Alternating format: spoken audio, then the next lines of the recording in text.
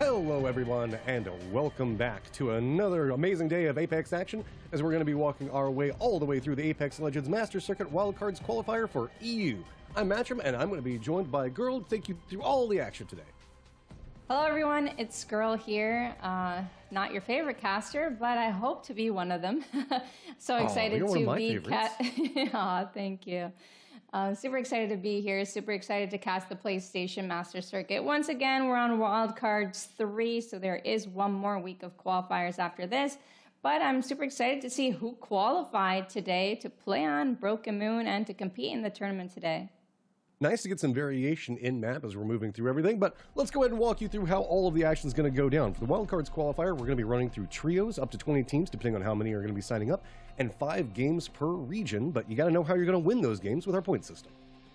Absolutely. So, you know, this is a battle royale after all, so if you are the last team standing, your team gets 12 points for first place.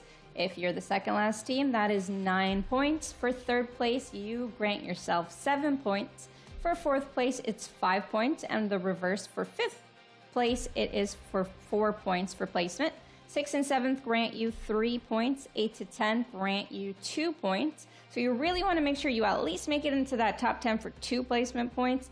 And then for each elimination you get throughout the map, you get 1 point. So you want to start killing as many teams as possible, or you want to try and place first.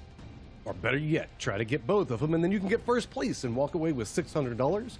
Or if not, you can get yourself in the second for $300, third and fourth are going to be $150. But if you end up through that 5th through 10th bracket, worry not, because you will still get a spot for our seasonal final coming up in just a few weeks. Oh, and that's going to be awesome to see, because that's where everyone that is qualified will be competing. And the teams that qualified today are All-Con, Deja Vu, FMA Titans are back, FRB Team, Hakims are back, Koopy's back, Moonstars, Olympus Esports, PMN, Rookie Rebels, Sekeli, Slay, The Old Hunters, TXC, and We Don't Play. They're coming back, and they are the team to look out for because they won in our previous week, in our previous wildcards. Yeah, they are a ridiculously strong team. And if you think that you can put yourself together a pretty strong team of your own, make sure you wander yourself over to compete.playstation.com, where there are chances to sign up for not just Apex, but a ton of other games. But on top of that, we got some really, really cool stuff, because if you can rack up some wins on PlayStation tournaments through all of December and January, you have a chance to win prizes like the new DualSense Edge controller or even PlayStation 5 consoles. Sign up on console and start competing for prizes today. Full rules can be found at compete.playstation.com, because that's the central point for everything that you need to know going on for today. Amazing stuff PlayStation's putting on for the community. So definitely make sure to check out the links below. And we're going to remind you later on and throughout the show. So if you missed the link now, definitely stay in tune with the show, or you could go back into the VOD and compete.playstation.com. But surely we're going to have an amazing tournament today. So many good competitors, and I'm excited to see if there was any change in the teams, the team comps, and so on from our previous week up until today, are we going to get a competitor to fight against We Don't Play today, or are they going to continue to dominate the series? I mean, they're very aptly named whenever they come in because they've got goals. They want to come in here and they want to rack up as many points as possible. But it's also a very good team to keep an eye on if you're looking to improve yourself. And that's one of the benefits of watching these styles of events, specifically on console. Whenever you're looking in and you want to see how different teams play and handle the differences between like the different platforms, coming in and watching a team like We Don't Play is a phenomenal way to do so. Absolutely. And to compete against different lobbies, to compete against better players, you're always going to learn. You're always going to be able to come out of that with some knowledge, because every time you lose, you know, you're gaining something. You're winning something. You're winning some knowledge. You're going to try and improve upon your mistakes, and you're going to go forward and apply that to hopefully today's tournament. Yeah, and I love the fact that we're also getting some variation in map because of the fact that we are making our way over to Broken Moon, as you were talking about a second ago. What are some of the things that we need to be keeping an eye out moving into zip rails definitely something you want to look out for because of the fast third parties. In our previous week, I feel like a lot of teams played edge, but when they play that end zone, they just push every team that got there. So that's definitely something to look out for. They either play edge or they play end zone, but they'll push you. So you definitely don't want to die on rotation. You want to be aware that third parties are going to be coming quick. This is one of the fastest maps to rotate around, I feel like, with the zip rails. I really, truly do like the zip rails, but you know, that is the one thing you really have to look out for. It is an identifying feature of this map, without a doubt. You can just be sitting there chilling, and then all of a sudden some guy comes zooming up over your head, getting some sprays in. Also does enable a lot more close-range selection in some of our weapon utility, depending on if you want to go that route. I know that I have been sprayed down by multiple teams just rolling through with, I guess, just a ton of ammo unloading on my head. I mean, it does make it easy to get a headshot when you're right above somebody, right? Yeah, that's true. That's why I really don't like playing against Horizon, because Horizon always takes gravity lift, always goes up into the air and just beams your head, because that's the first thing that she sees. Yeah, so moving into this one, are there any other variations that you were looking at? I don't think that we should probably be seeing any crazy changes in any of our legend selection or anything like that, but have you found some maybe secret strengths on this map? Secret strengths. I mean, you know, playing Bangalore, playing Seer or Bloodhound typically work in this map. I like to play Pathfinder. I played Pathfinder yesterday. We had a Bloodhound, Seer, Pathfinder comp. That tended to work well. Already seeing the Bangalore, Seers, Horizon. To be honest, this region loves to play a bunch of different legends, but take a look at the amount of Horizons that people are choosing. Horizon's one of the best legends, I feel, or one of the strongest. I feel like people are pairing Horizon with Seer, and that's like the Wombo combo that everybody's been raving about. I mean, Seer is just so ridiculously strong, has some capabilities coming out. And also, apologies to everybody if you're getting a little bit of pixelation on the feed. Apparently, there's some stuff that's going on with the internet. So worry not. It's not on your end. We're going to try to get this taken care of as fast as possible. If you're not encountering any issues, worry not. Just means the fact that you're probably connected pretty close to everything. And as I say that, looks like everything's starting to clear up. Perfect timing, because we're about to get into game. And the first team that we're watching is We Don't Play. So one of the main things that I like to notice when teams begin the match is their drop locations. We might be seeing a 50-50 contest at Atmos Station. No, I believe one of those teams are going Bionomics, so they're stretching.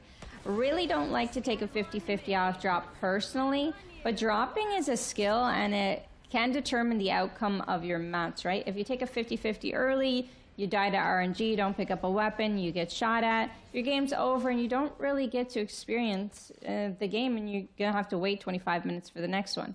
So that's why I feel like teaching players how to drop is one of the most important things to do in Apex. I mean, there are benefits into it on so many different ways. Like, if you need to do some territory control in the first game, I can see maybe trying to fight it out to get area, but I mean, if you're right now in the northeast, you're not too concerned. I mean, you can see that with the spread on the map, it's very friendly. Everybody's been able to find a drop. There shouldn't be any need to make any drops on top of each other. And with this, it's pretty wide and open. I mean, there's not even anybody around that stasis array area. Yeah, everyone really spread out on this map, too. I'm very surprised, but also I'm really happy that everyone did decide to choose a safe location. Everyone's got their own location.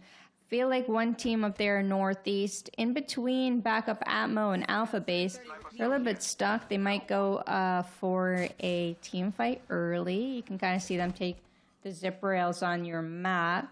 But everyone seemed to spread out quite evenly, and that's a great thing to see in a tournament because it gives everyone at least a fair chance of moving forward past the 5-minute start. Yeah, and we can see a lot of teams are also playing with their backs right up against the coastlines or the map wall itself. That gives you some level of safety, so that way you don't have to really worry about anybody flanking back behind you. So if you have to make moves into the center of the circle, unless somebody is doing a wide wrap back behind you or something like that, you feel like you've got a much safer approach into the circle.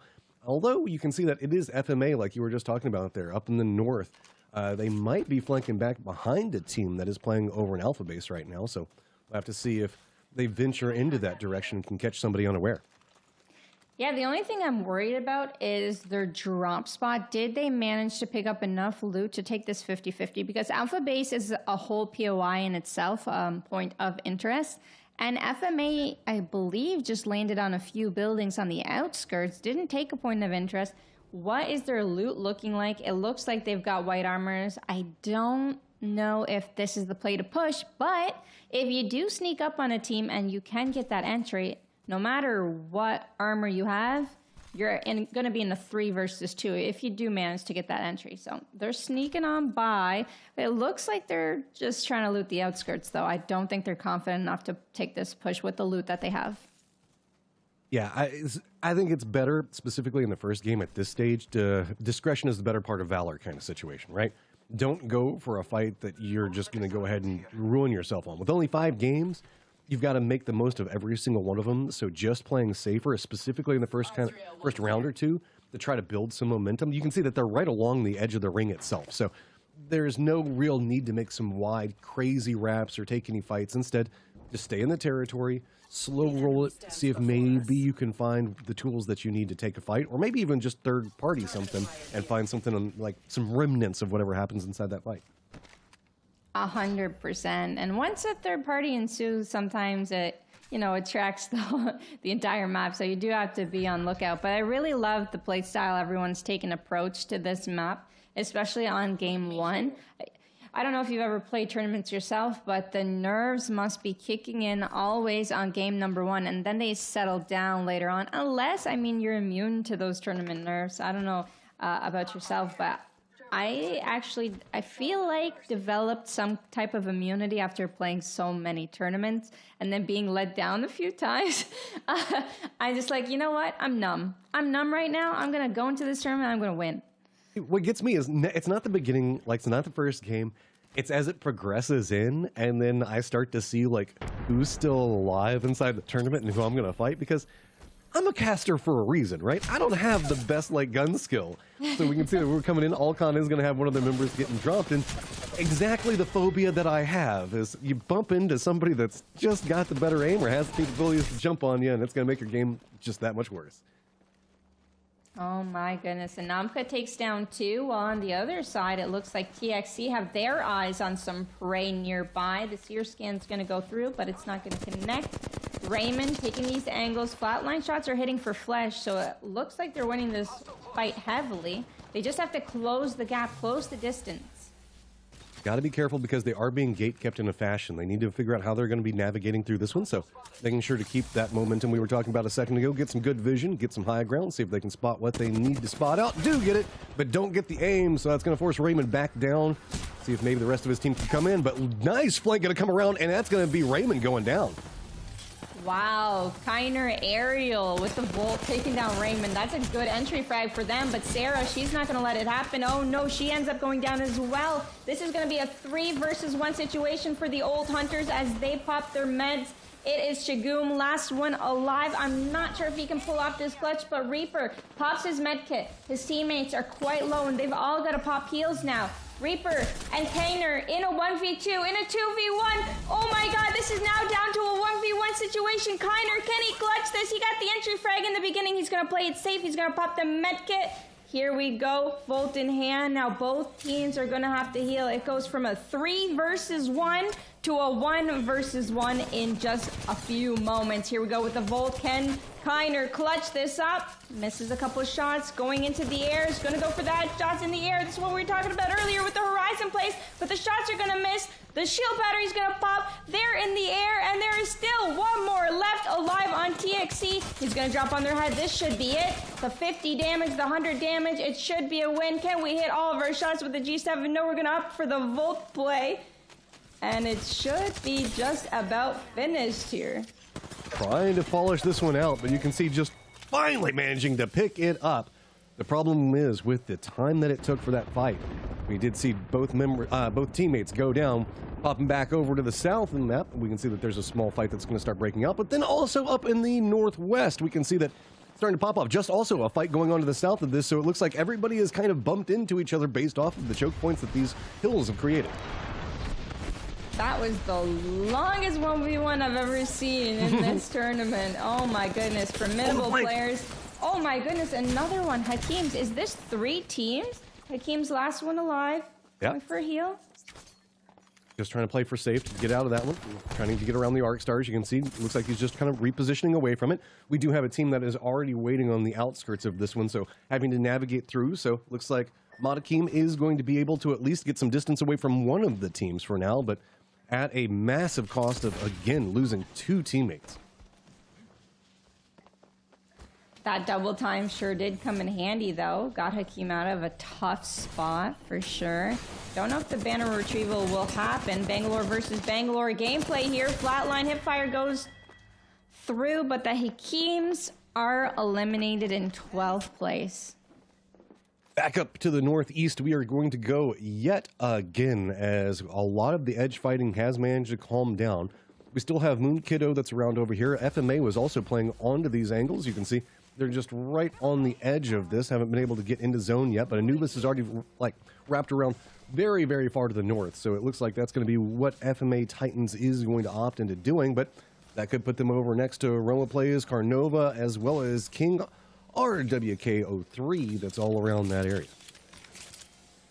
Yep, they do have a bit of a distance to go. So many teams playing the edge right now, just healing through the storm as they walk in. I don't know if there's enough meds on the map for all of these teams to sit in storm, but seems to be doing just fine for Brogan for now. A couple syringes left to their name as they walk in. They definitely have Ash as well, so once that portal's back up, could save them from dying to the zone on their way in. We have 10 teams left, so everyone that made it up to this point is going to get themselves at least 2 placement points for their placement thus far, which is great. This is what we were talking about earlier in the beginning of the show. Top 10's a win in my book. How about yourself? Any point you can get is going to be value, I would say, especially with the way that these early games are starting to flop off. You talked about we don't play. You can see they're already getting involved. This is a team that's gotten control and a choke point of their own to work around. So now, trying to make the move into this one, it's going to be King RWK03 that we were talking about a second ago, but we don't play has just a good read into this. Going to go ahead and get the flush out. That's going to force the other 2 members away. Yeah, this is the team we love to see slay out in these tournaments. We don't play the hardest, the toughest competitor, I feel like, in the tournaments thus far. Kill leader with 7 kills on Mr. Namka. Romeo Place and Carnova doing a great job as well. They won 2 huge team fights. They're an alpha base, and now they're going to make their rotation in to a very decent spot. They've got a building here that's nearly centralized, and if this pulls up north, as I am going to assume it does, they've got themselves situated in a good spot. Now, I would be pretty satisfied with the KP that I got, the kill points that team has. I think right now they're going to have to try and play for the win because they have a couple teams surrounding them. Yeah, this is going to be a hard run, and maybe we might see Moon on the opposite side of this get some attention, but with this jump over, they're going to have to be pretty careful on how they make their pathing into this one. Looks like a team is going to be moving pretty similarly right in front of them, and that's going to be Iron Wolf as well as Digital that are going to be pretty close. But I like this. They went down to the south and said they should flank around, but this might put them in the capabilities to third party into an edge that we're a fight that's going on right along that eastern coast. Well, they're making it in to the storm here. We don't play on the other side. Are in a fight already. Thought they were going to play for that end zone for that first place finish, but they caught a Gibby team out in the open. The shots are connecting with the R301, and Mr. Namka doesn't want to let those kill points go to waste. You know, you got to finish all the food on your plate, he says, and well, in this situation, he wants to finish all of the kills that are in his way. Got to be careful, though. There's a chance for a third party, but they finish fights so fast. It's not even an issue. You can see they just have a perfect read. Come in, know exactly what to handle. Smoke's going to come down. But with this, FMA actually did a massive flank back around to the north, and they might be a fourth party into this fight. Yeah, wow, there's about 3 other teams near We Don't Play in this current situation, and I don't know, We Don't Play might get caught off guard. Notice how they don't have any scan legends. They don't have a Bloodhound, they don't have a Seer, and they're running around everywhere. They're completely relying on their teamwork, their team communication, and just their gun skill outright, being able to kill anyone in their sight. They got hit scan legends is what they're looking at right now, as I think. Moving in, they do navigate this pretty well now, starting to move down to the south. Got to be careful as we do have a team that might be wrapping in here as the edge still continuing to be where all of the fun is going to be happening at, but We Don't Play. That's a place for them to feast. I know that Thanksgiving just finished over here in America, but looks like we might be seeing We Don't Play get a feast of their own. Oh, a heavy feast indeed. What's it looking like here? We've got 1 minute till zone closes in. They're not quite in, and there are many teams, and actually many very good teams still left alive that could potentially gatekeep them. They're going to be working their way in from the outside, but they have those Bangalore smokes to be able to rotate safely in case they need to. Deja Vu on the high ground. They're actually not looking at them right now. Their heads are tilted towards the east side of the map, and Dyro, not quite sure if they're going to spot the team coming up from behind them. Well, I think that the smokes might make this a little bit more obvious, as it looks like Deja Vu is going to be able to regroup, realizing what's going to be coming in. We Don't Play, founding themselves an approach angle into this one. While this is happening, there's also a fight that's going to be happening just to the south, so that means the fact that this is going to become its own contained fight. Deja Vu already losing one of their members. Fight still just going on around this doorway. As you can see, it is just brute force coming out from We Don't Play. They believe that they've got control over this, and it looks like they do. Oh my goodness. We Don't Play. They snuck up on top of them. They got to high ground in an instant. I don't think with Deja Vu realizing until a little bit too late, might I add. Love to see the Catalyst play, but unfortunately it was not able to save them against We Don't Play. I mean, I don't know what it is that could save anyone from this team at the moment. They are on a killing spree. Running. I feel that's your best option. And with that, now we're going to see the Northwest in control over We Don't Play. 2 teams are going to be to the southwest of their position with the potential of a third that might be coming out. FMA did manage to find a path into the circle, avoided the fight that was going to be going on where we're looking at. And you can see they've got control over their own compound. That's actually a pretty strong point of interest for them to be able to play from.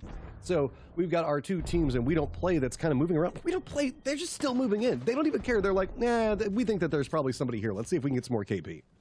Yeah, I mean, and you were right. This is a strong place to play from, as the zone actually pulled towards their direction as well. So they're going to be in for another zone, but it's all about surviving this ultimate. That's what Horizon does. The ultimate on the door just sucks you in, and you are now a free kill towards the team We Don't Play. And that's another kill point that they rack up, and probably another 2 if they continue on this dominant kill spree. There's just nowhere to go. I mean, like, you can see, look at how hard they're trying to get away, but every single angle trying to find something. Romo does finally go down, as it's going to be broken that finds some type of capabilities, but We Don't Play just continuing to roll through this one. They do manage to take out this fight and are trying to reset, but there is a team that is just on the outside of this that hears what's going on and may be trying to move in. I believe that sear scan actually hit, so they have to go for the revive once again. They might be able to get the re-knock here. This is really up to Sekeli to be able to take them down in this 3 versus 2 situation, but they got the revive. He's up with 1 HP somewhere below, and they just could not break those barriers that they had. The Horizon gravity lift just stopped them from being able to push inside of that bottom floor.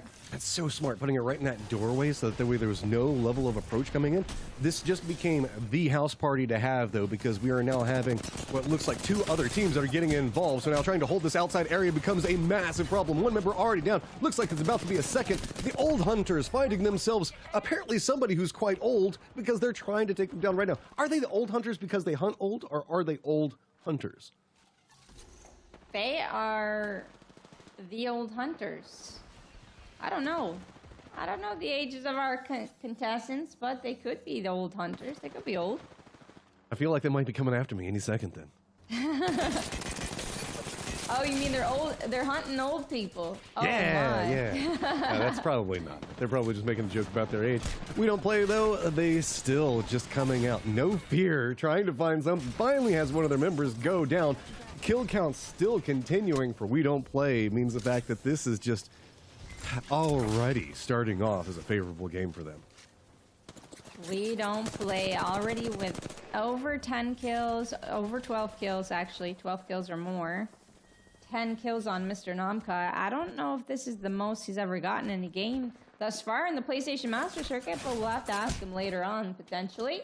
Kaz getting cracked from quite a distance, but having that Kraber looking for those angles, that's what you got to do. You got to take a little bit of risk. But you got to heal up. There's still 4 squads left. We're going to be able to take this building and heal inside with the safety of our walls and our ceilings. With the dance and the chase that's going on from We Don't Play, this is the old hunters have now taken over the area where we saw them fighting just a moment ago. Good peek around the outside of that. Is it going to be enough to get the knock?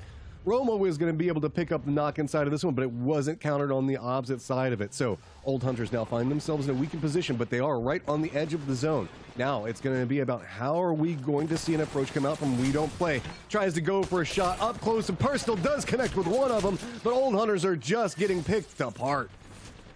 Oh my goodness, valiant effort. And honestly, if he didn't have that Kraber, he actually would have gotten the knock from mid-air if he was able to switch that weapon there. But We Don't Play, they're going to opt for the safe approach. They want the win here. They don't want a second place. So they're going to actually get Romeo plays back up, safe and secure, and just finish out the rest of the lobby after the full team is up and alive.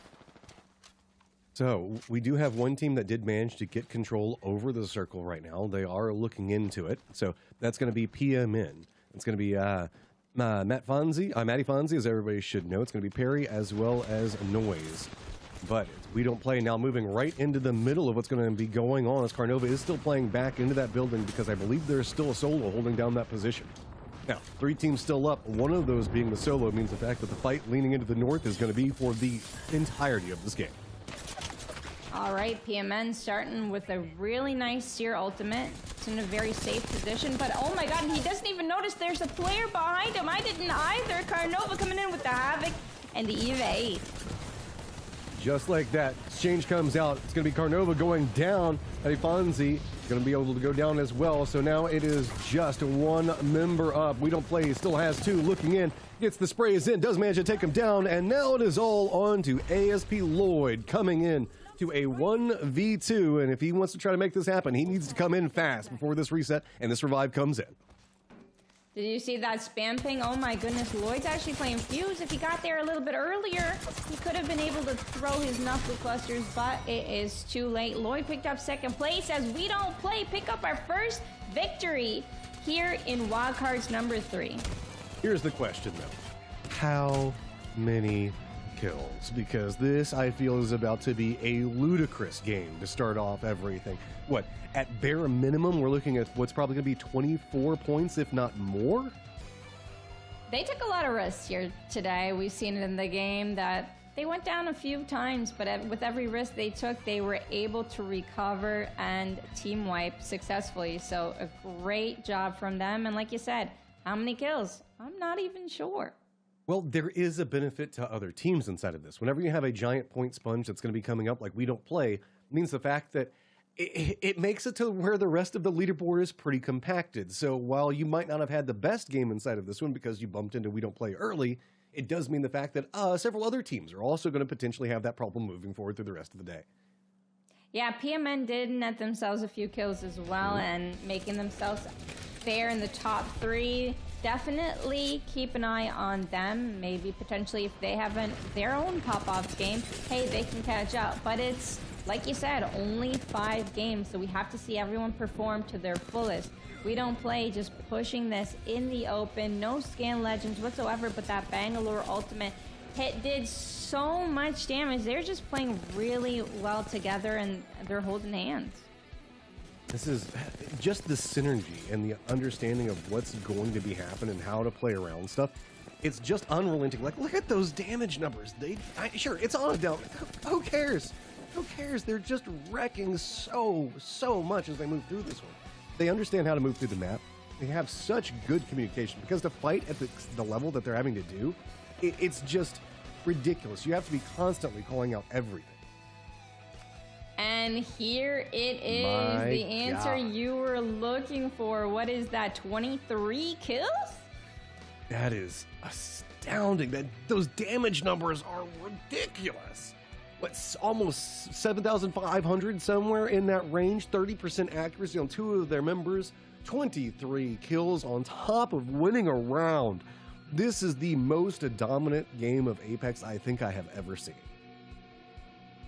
They're definitely bringing a new form or a new challenge into this tournament. How many kills can we get on top of a win? What is the highest point game that we could possibly get? It looks like that's what they're going for. They just never stop. They have 23 eliminations, 12 placement points for netting themselves first place.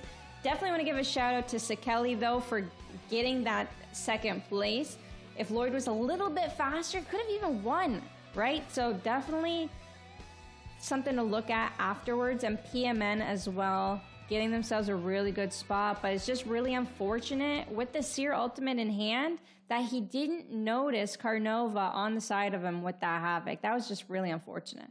Now, I did want to point out with the leaderboard again, you did see the fact that, like what I was talking about a second ago, it's kind of compacted inside there. It's 12, 11, going down into 2. So that means the fact that with just one game in, when 35 points go over to one team, it means the fact that there's plenty still to be had for the other guys because it's still so close. I know that's a weird way of saying it, but whenever somebody has everything, everybody else is just going for the scraps. So that means that 2 to 3 points moving through this is actually going to be very, very big. Very true. Top 10, right? 2 points, top 10. Mm-hmm. And as we were talking about earlier, right, like getting to second place, getting to third place, you know, you might not see the $600, but you could potentially see the $300, you know? If you can't, just don't get your motivation down and keep trying and go for whatever you can get today. Learn, improve, and then do better next time because we still got more wildcard days and we still got a grand finals. There's a lot to be said for just being able to improve as you're coming through this one. And don't forget, there's also the chances for that like new sexy DualShock that just came out, you know, pick up on the Edge as well as PlayStation 5. We got all that's also going on in the background. So sure, you might not walk away first at the end of the day. We're not done yet. Somebody might be able to catch up to them in the situation, but there's also other prizes that are on the table. Oh yeah, for sure. PlayStation's doing a great job hosting all of these tournaments and just can't wait for game number 2. What do you think stood out in that last game? Do you think that their team comp was just better? Do you think that their gameplay is just better? Their mechanics are just better? How do you think these teams are going to be able to stop We Don't Play in this next match? The problem that I see is the fact that whenever we look at We Don't Play, they have such amazing synergy. You can't have the level of just kills that we saw come out of that last game, the amount of damage that came out, without immaculate shot calling and coordination between your members. Sure, you can't just run and frag and everybody go different directions and end up with that amount of kills. It requires coordinated movements, and I want to say they're like sharks. They never, ever stopped. So that means the fact that they were never submitted in a spot, and even whenever they got weakened, there was never a chance for anybody to jump in because they were never in the spot that they were expected to be in. They're playing a mind game with a lot of the other teams right now, and the only way I can see to stop it is just throw something. You got to throw the biggest wrench you can into that comms, into that communication, break the synergy, because elsewise it's just going to keep coming at you. Yeah, there's many teams that were able to at least knock one of them, and if you can knock one, then potentially you can knock two. But yeah, like you said, they fought really well. The synergy was really well. I can see some of these teams killing them and taking them down in this next match. I feel like the fire is going to come through in some of these top teams. I'm super excited to see that for sure. Do you risk a hot drop early with them is the question. Do you think that maybe trying to catch them before they have all the tools that can make your life problematic, maybe that's the opportunity? I don't know. That's about the only thing I can come up with. And that's, I mean, hey, if you're going to die anyway, die with style. Well, actually thinking about it, they have a really good comp for fighting. The only thing that they're lacking is a Seer or Bloodhound, right? So if a Seer team or Bloodhound team fight them early on, they're going to actually have more knowledge in that team fight and a fair amount of loot, you know, bless the RNG gods there. But it could actually work out if you play the right legends. Like if you play Seer, if you play Bloodhound, you 50-50 them on contest, they could be able to, you know, be like, okay, there's one member of We Don't Play on the right, two on the left, focus the guy on the right, we kill him, we go for the rest, you know, something like that. A really good IGL would have to calm that out, and you definitely need a scan legend for sure, but it's possible. I just don't think it's not likely. It's worth not it. Likely. Everybody else is going to be playing for placement points right now more than making that risk.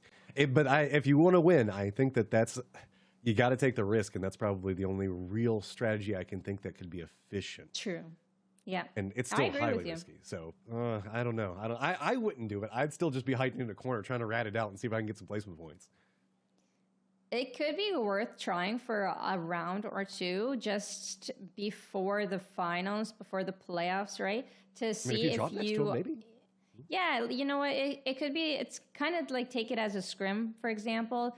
Practice 3v3 them and see if you could do it or get that experience. Therefore, going into the grand finals, when those PS5s are on the line, you're like, okay, well, we're down a game.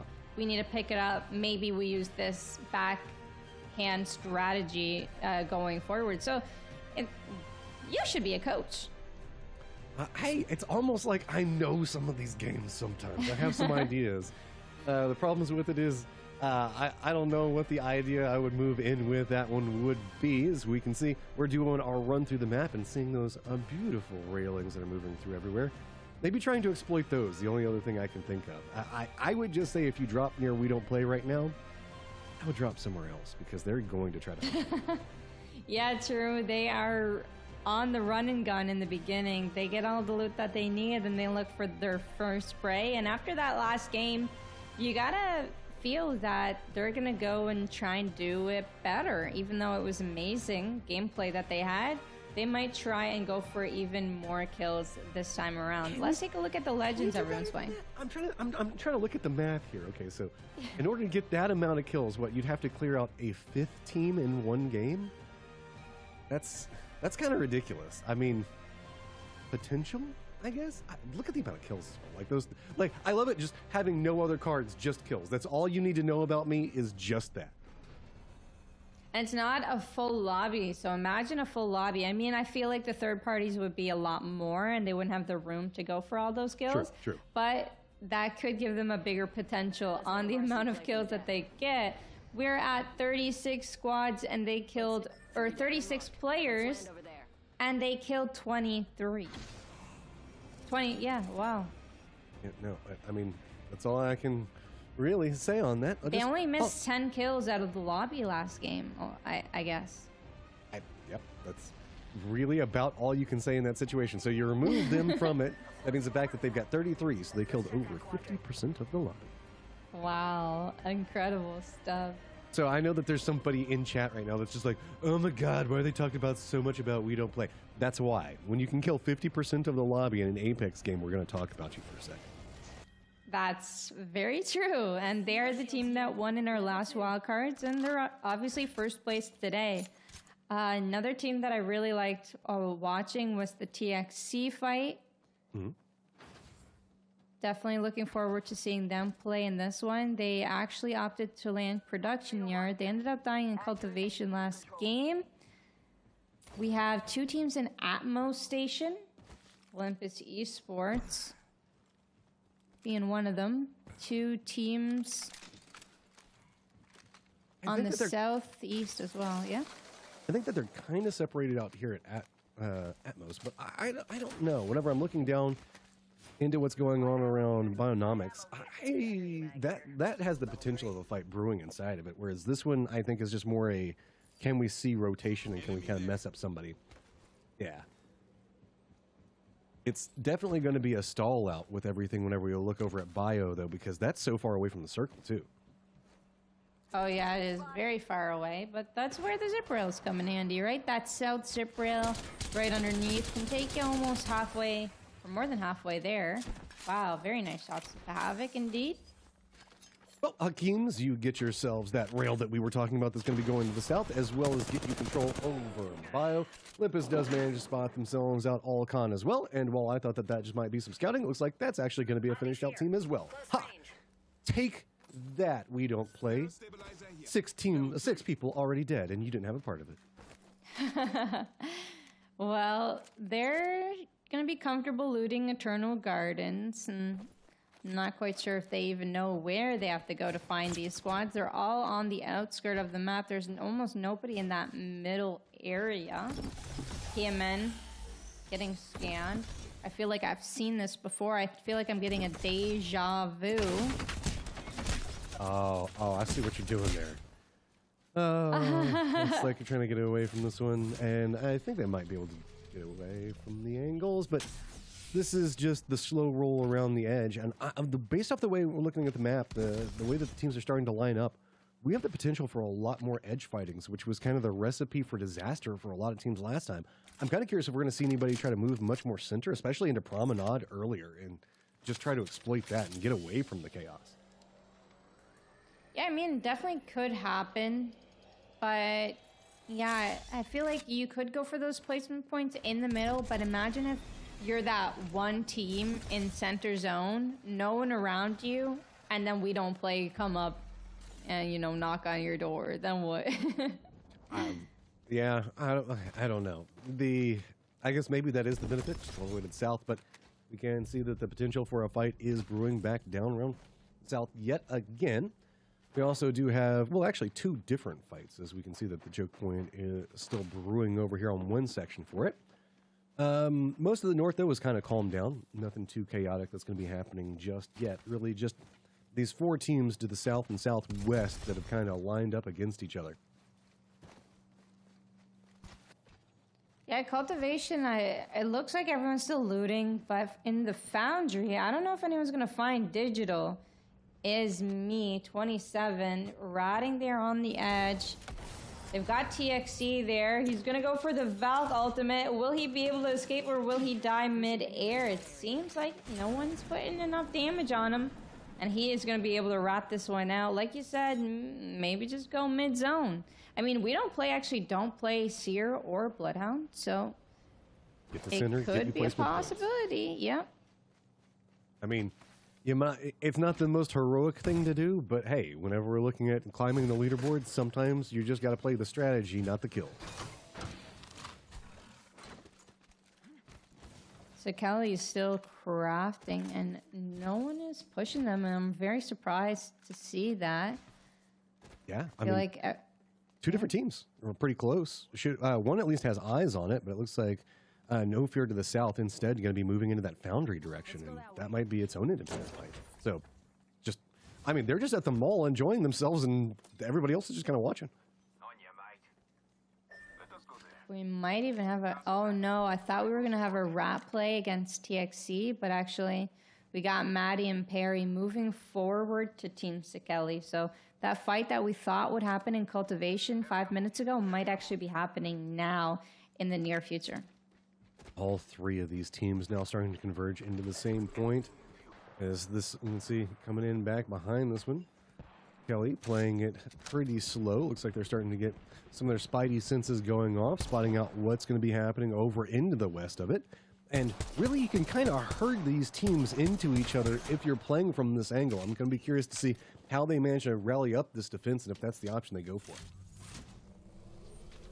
I love these buildings in cultivation because I find them really easy to defend, or I really like the high glitch that it provides here. Nice G7 scouts going in. It's like no one can hit you. I mean, unless they have a wingman or a sniper, but it's pretty hard as they can only see your head. But, you know, shooting your head would do a lot of damage, so a little bit dangerous at the same time.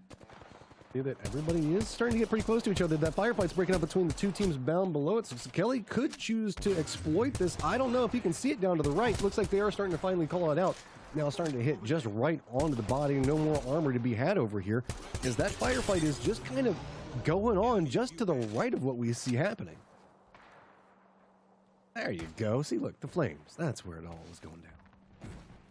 Yeah, we got Lloyd on that Fuse. I don't know if you like a little Fuse gameplay, but I think Fuse and Mad Maggie are so fun in tournaments. You just see a team from across the map and you're like, hey, I'm going to level up my Evo shield now, or hey, I'm going to grieve your team. Asu's certainly doing it. He hasn't even healed yet. He's just going for all these shots and leveling up those armor shields even more. I mean, that's kind of ballsy from a guy, Asatsuki.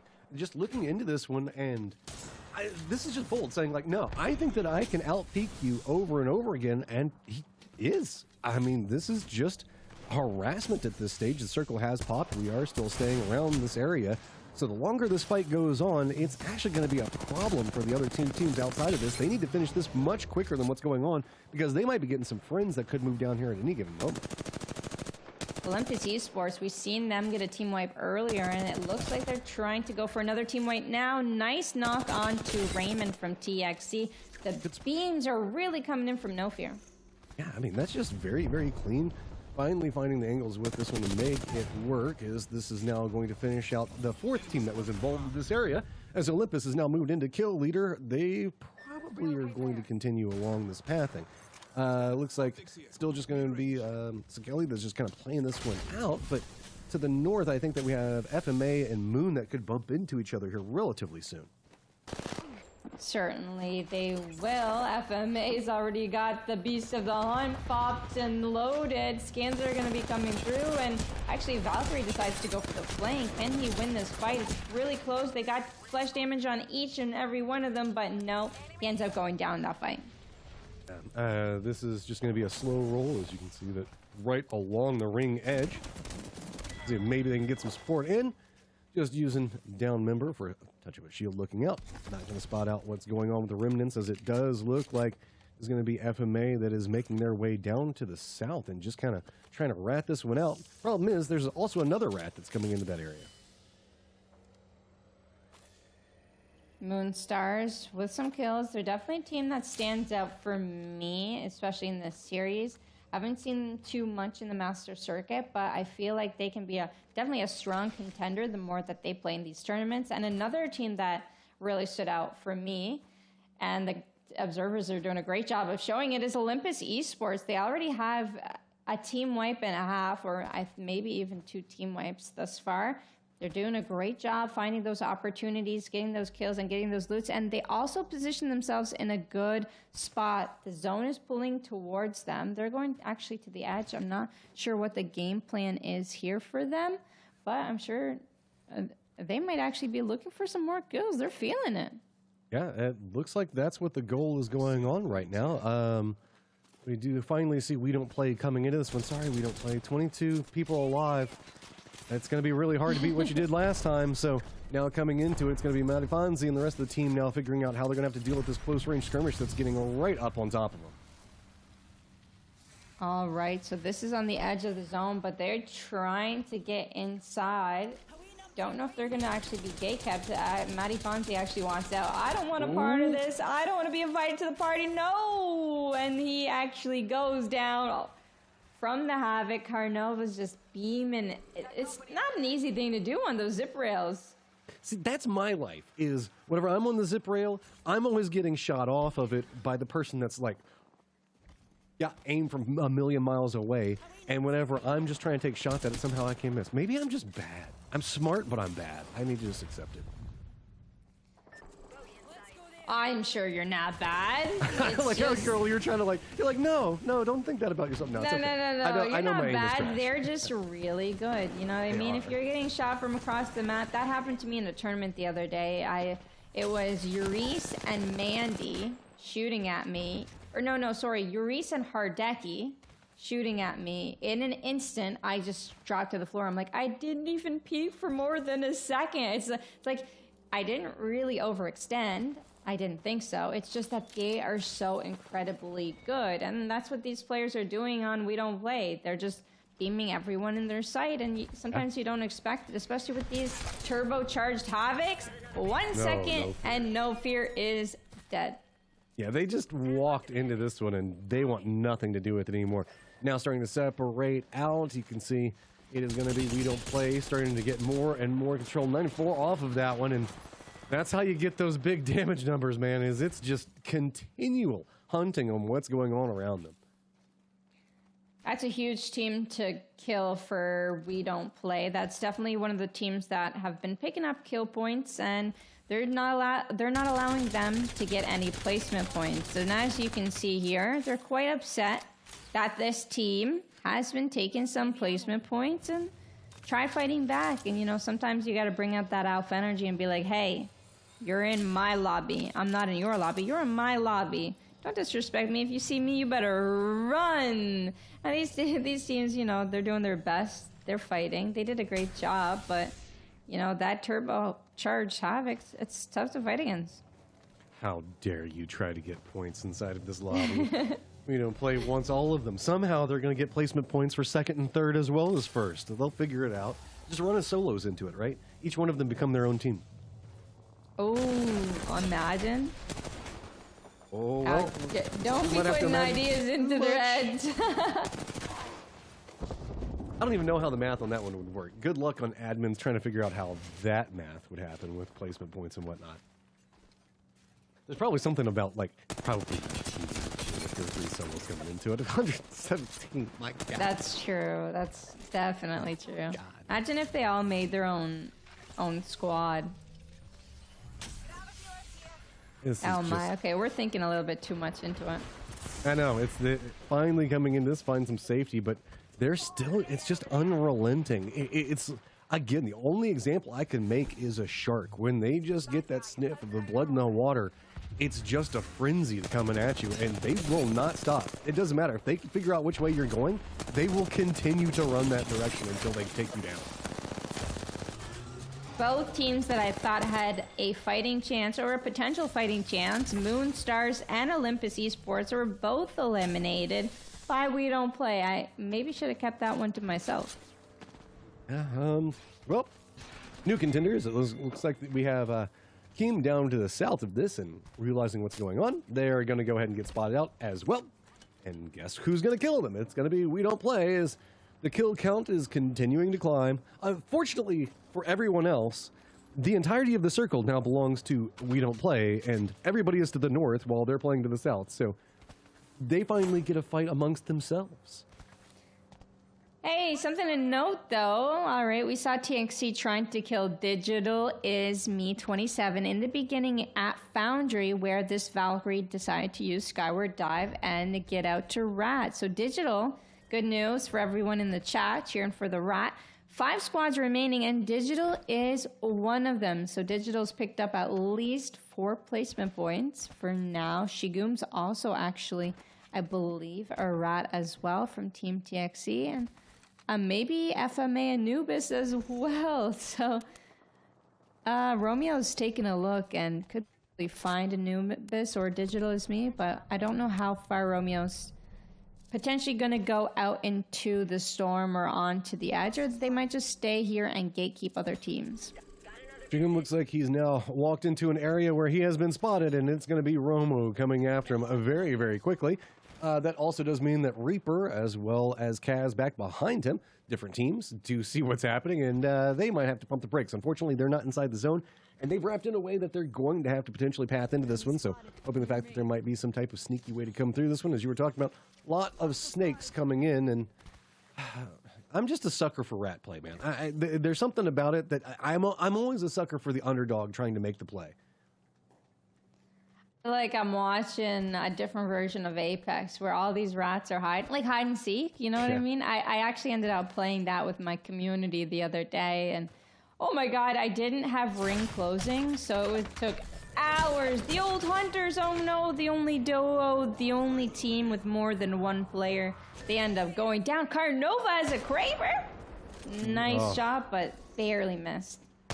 All right, well, now what do you even do? The headshot, that was nasty. That was really well played. I don't know what else to say other than just let their play state for itself. Digital, I hope that maybe Romo doesn't look too much in that area. Oh, I think you already saw it. Take the shot. See if you can get the down on him. Can you get a kill?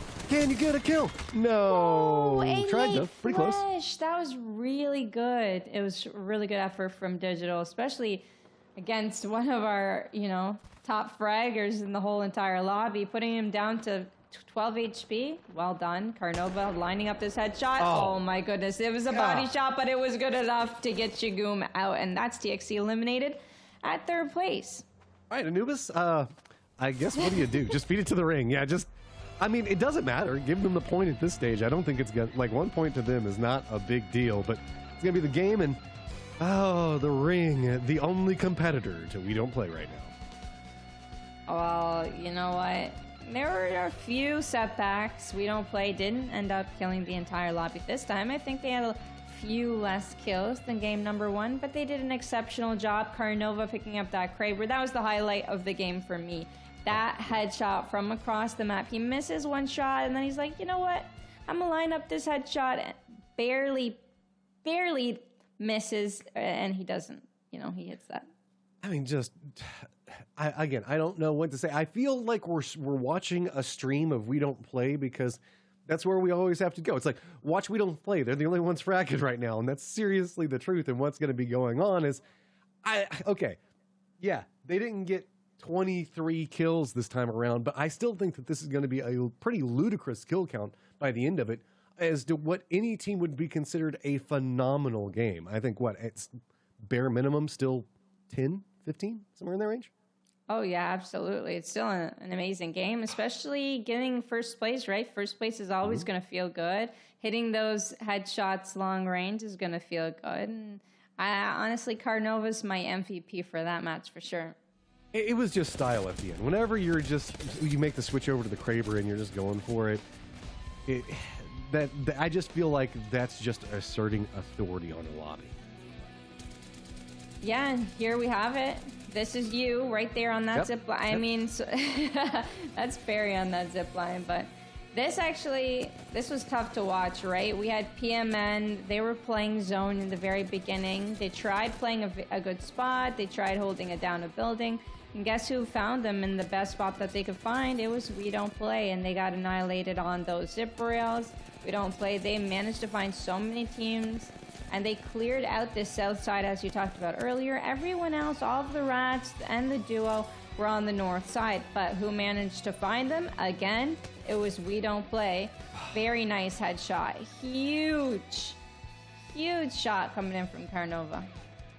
I mean, and then just, again, immediately following it up, just rein in. I could not play the sticks anywhere near like that. That is some god tier play coming out on Apex right now.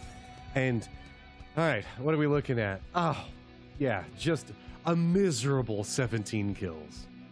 Oh my goodness. The best team in EU, in our PlayStation Master Circuit right now, no doubt so far, is We Don't Play. Great accuracy coming in from all three of them as well. Over 15%, 18-18. It's not a, what was it, 7K damage last time? Don't remember, but hey, back-to-back wins. Can't complain about that. Can they pull off another win? I have a belief that one of these teams from this leaderboard can win it all. PMN, unfortunate. They're still second place. They had such a great spot last game, but they died to We Don't Play quite early, and they weren't able to pick up too many points in that last one.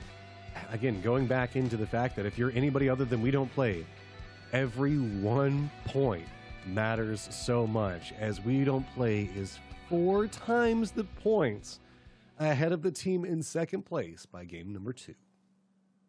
Well, we still got a lot of action to unfold, and we're not even halfway through yet. One win could take a team from the bottom to the top, like to literally second place, and there's $300 for second place. So never give up. Never stop gaming. That's what Rain Day Never would give say. up. Never surrender. There's always the opportunity. And if you never give up and you never surrender and you want an opportunity, make sure you make your way over to compete.playstation.com. You can sign up to compete inside of this event. Or if you are kind of afraid of We Don't Play, they also do have other games on there that you can feel free that maybe you might have a better chance on winning at. Also, if you're in North America, might have some safety inside of that as well. But we've got to go ahead and start getting everything set up for the second half of what's going to be going on. So we're going to take a quick break. We'll see you guys in a few minutes. Tune in to Dropping In on December 14th for our biggest Apex Legends show yet. Join me, Rain Day, and Girl as we drop into live Apex games with special guest and pro coach, Podsick.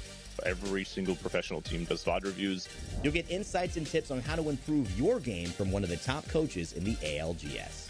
There will be action, live discussion, and the latest community updates. This is one show Apex players won't want to miss.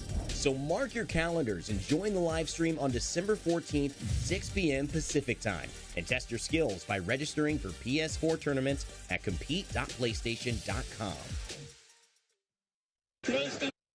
Hostile close.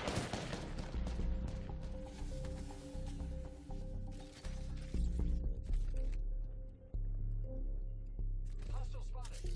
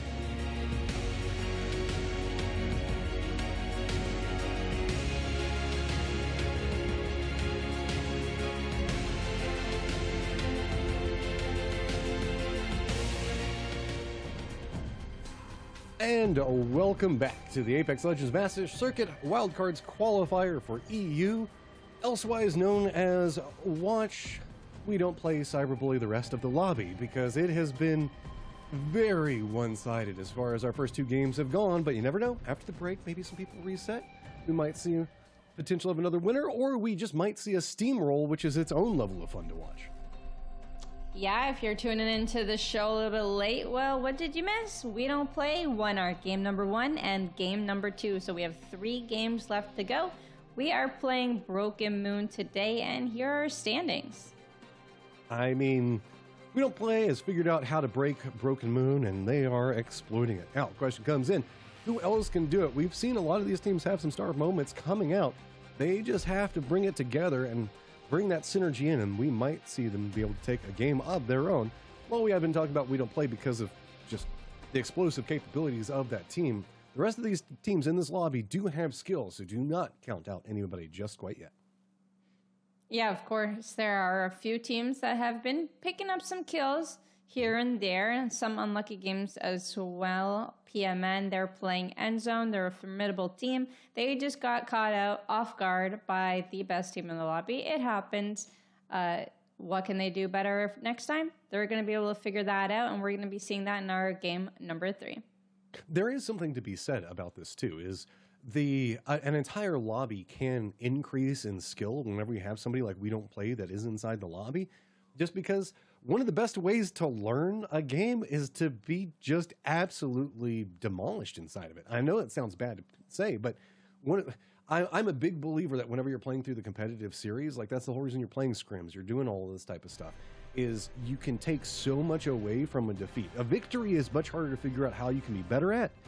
A defeat, you go, well, we know where we screwed up, and now we're going to become a better team for the next round every single time.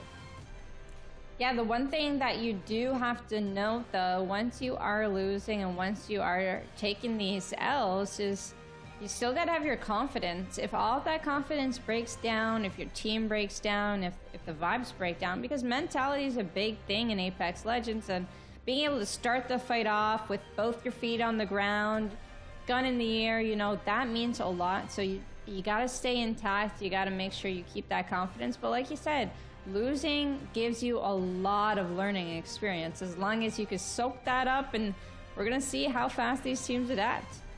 As you can tell from my commentary inside the last game, I learned quite efficiently through losing whenever I compete inside of these events, and I would recommend everybody else to give it a try too, is just don't expect the first time you come into it to just dominate the way that We Don't Play. Is it takes time to get that skill, because there are a lot of changes whenever you look at comp and just the stylings of it. Is again, we're going to see jumping in off of this one.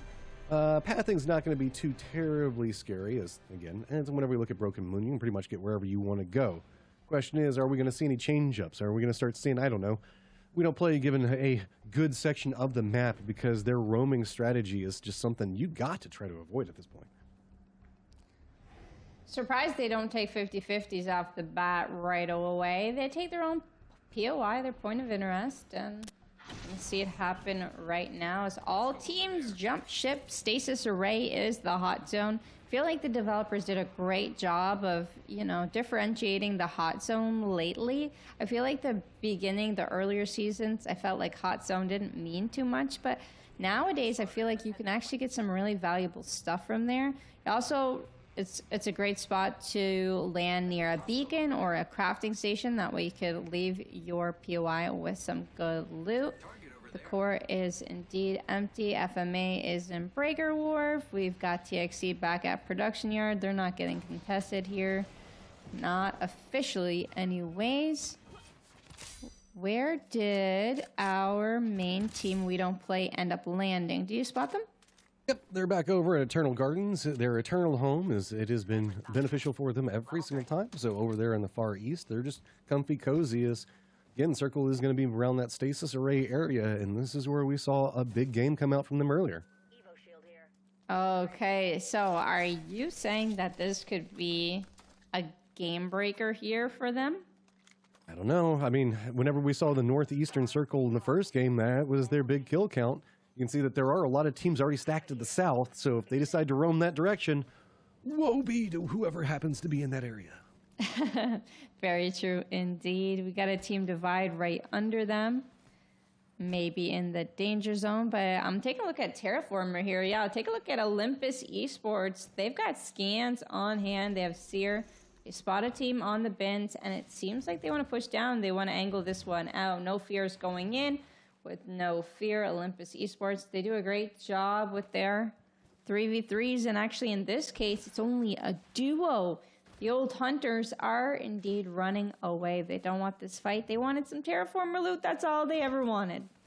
Now they're hoping the fact that they can just get to Promenade, as it is going to be Reaper and Kaz just trying to get away. Kaz, though, looks like he might be stopping, and yeah, that might not be what you want to do, as Olympus is unrelenting right now and seeing if they can... Again, every KP matters at this stage, so get what you can get, and if you're a duo, this is just means that you are not going to be the old hunters, you're going to be the hunted. And Kaz does end up getting hunted. Reaper does manage to escape. I don't know if Reaper is planning on getting that banner grab back there, but he's got some time. He's got 70 seconds.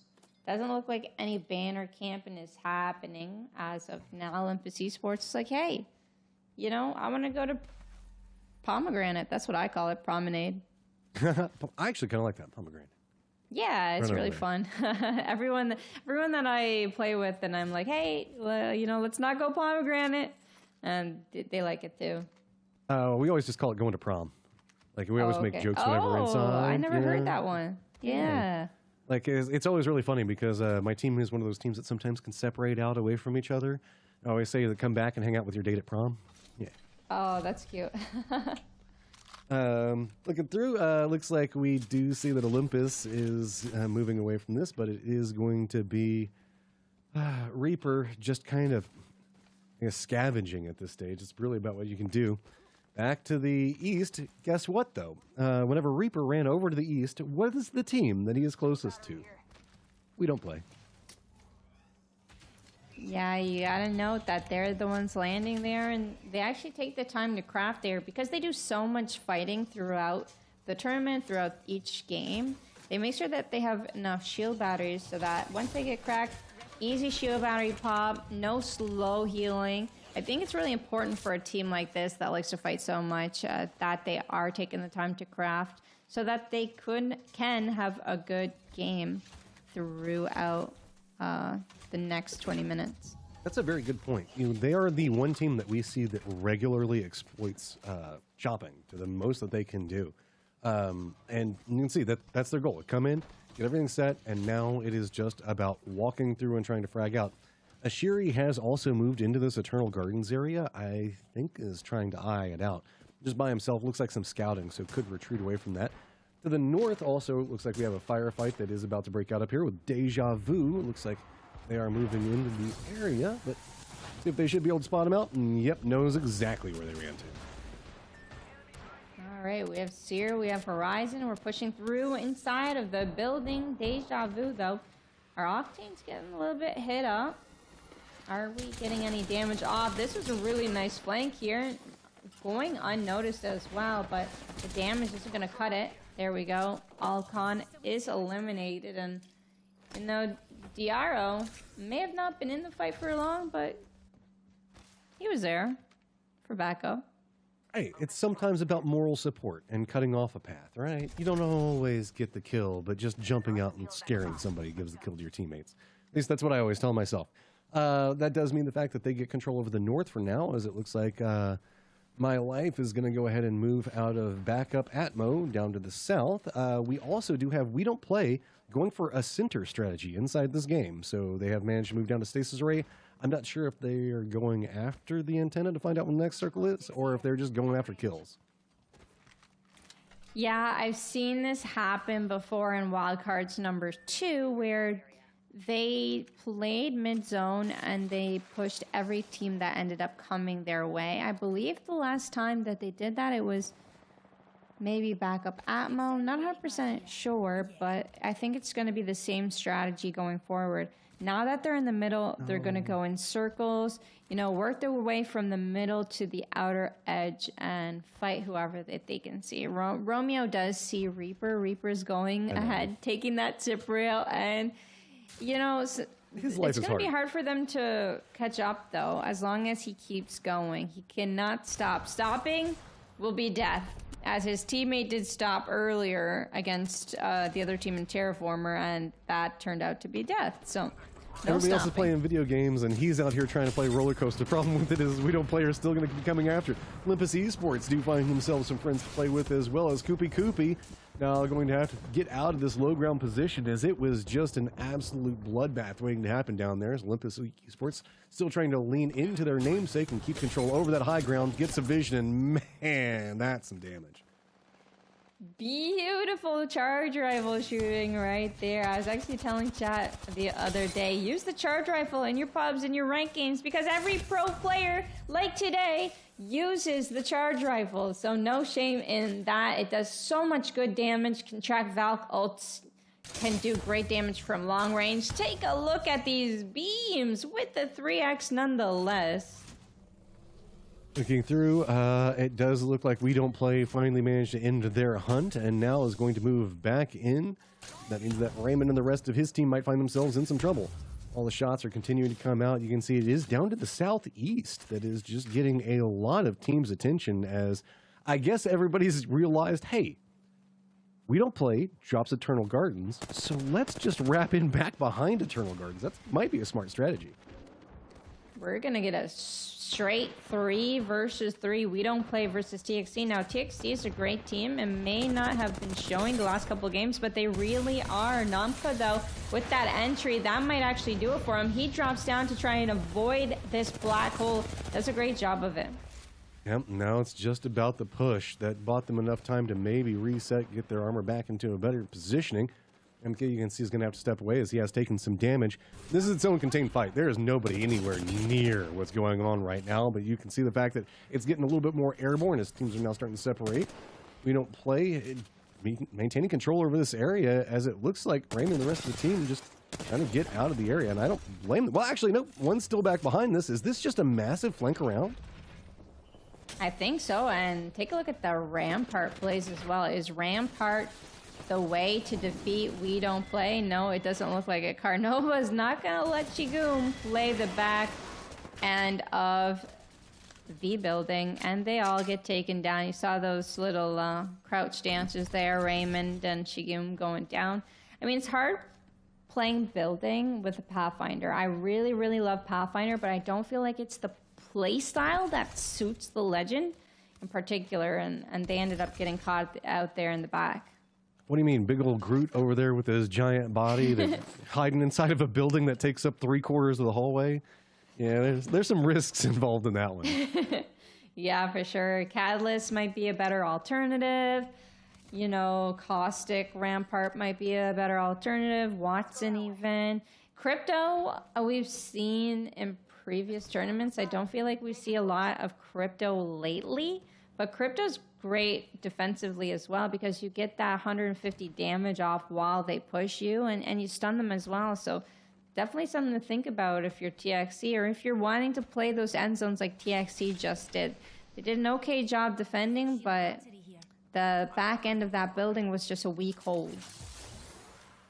Coming through, Olympus still roaming around, spotting out another team. Looks like they are trying their hardest to compete and realize the fact that there is capabilities. Get those KP early and good damage is going to come out, but I don't know if they're going to want to push this too much harder. It's going to be the Hakims that are on the opposite side of this, and unfortunately, We Don't Play. Here's the firefight. Hakims is going to move to the north, and We Don't Play is coming in at roughly the same time. Get ready to see the kill feed happen. Okay, and I'm ready. We made our top 10. Let's do placement points for everyone. You get 2 placement points, you get 2 placement points, and you get 2 placement points, unless you move up further throughout this lobby. We Don't Play. They stepped away from this. Did step away, but take a look at where they're going. It looks like they want to angle out the team at core. There's actually 2 teams, one shooting at another, which is probably why they noticed that there's a team nearby. And This is actually a very dangerous spot to be as an opponent team because there's no cover there. Take a look. They're getting beamed right in the open, and we don't play. They're going to close the gap. They're going to push forward with the R301 beams. Everything's hitting. But, take a look. Mr. Namka. This is a big pinch coming out. The Kings are coming in back behind this and might be able to pounce on We Don't Play if they manage to spot it. Looks like we also do have Olympus that's coming on the other side of this. This turned into a 5-team firefight as now the pinch team that was trying to move in is now becoming the pinch team themselves, and We Don't Play has got to be careful. You can see a lot of damage now coming out just trying to survive. This is becoming a lot more of an explosive aerial fight than they were expecting it to be. Suddenly, there are just enemies all around them, but still have yet to go down. They're doing a great job of clinging to life, and nobody wants to overextend just quite yet into them. Yeah, they're not in the greatest spot, but that's it here with their fighting style, with their gun shooting. They're managing to push everyone off. This is actually a duo skyward dive. I guess Mr. Namka has ran already, so they let Mr. Namka do the running. Playing Bangalore, that's the great thing about it. You get a run, you get that double time passive, and you get the smokes to cover you. So he got out of there alive when he was the one that was 1 HP earlier on, and it was a good call to skyward dive out of there. That was not a great spot. Yeah, that was just really well played, leaving one member out so that way they can secure a location while the other two were under duress, jumped out over everything into the defended position. There's a fight that is breaking out into the north as I believe FMA was trying to move in there. And yeah, Anubis is going to go down. The Akims are still playing over into the west.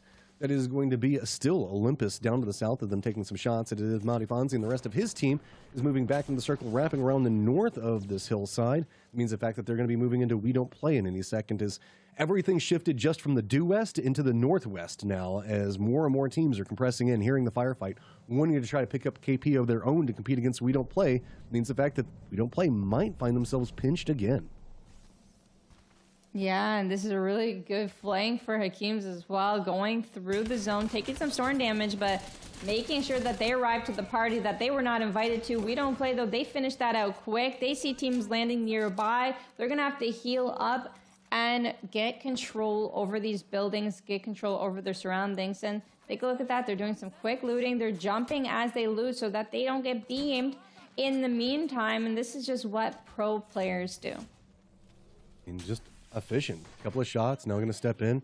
FMA Broken is still alive and watching. Looks like he wants to try to exploit something, but he doesn't have too much that he can do with this one. Southeast looks like that's going to be the new section as the rails did provide pathing for multiple teams now land up on top of each other. Olympus Esports still being the opposite side of what's going on with We Don't Play as they're now finding more and more targets to work with, as well as they are desperately trying to make this a two-horse race. Oh my goodness, the nice repeater shots as well as the arc star. Great positioning from Olympus Esports. I was talking about them earlier. They managed to get at least a few kills every round. I think their weakness right now is the amount of placement points they're able to get. They need to be able to make it into that top three, into that top three to be able to contest We Don't Play, and to be able to take them out from this tournament would be a huge dub. Not only like within the squad and mentally preparing themselves for playoffs, but it would be great to be able to secure that second place if they can't secure first place from this game. Oh, the Akims just coming in from the ring, probably weakened, are going to get spotted out, walk right into We Don't Play. That's good edge play coming out from them. The circle did pop in and has moved to the northeast of this position, so We Don't Play not inside the circle. They are harassing the Akims. Two of them do look like they're managing to get away, but this is just I don't even know how many resources the Akims have left. They've been continually pinched time and time again trying to make this western approach. Yeah, they've been doing a great job staying alive, and to be honest, if I were them, I wouldn't be expecting We Don't Play, the team taking out every team in the lobby, to be looking on the edge for them as they come in late from the storm damage. So really unlucky for them that they did have to encounter We Don't Play. They took down one, they're hitting flash damage, and you know, when We Don't Play hit on flash damage, they don't stop.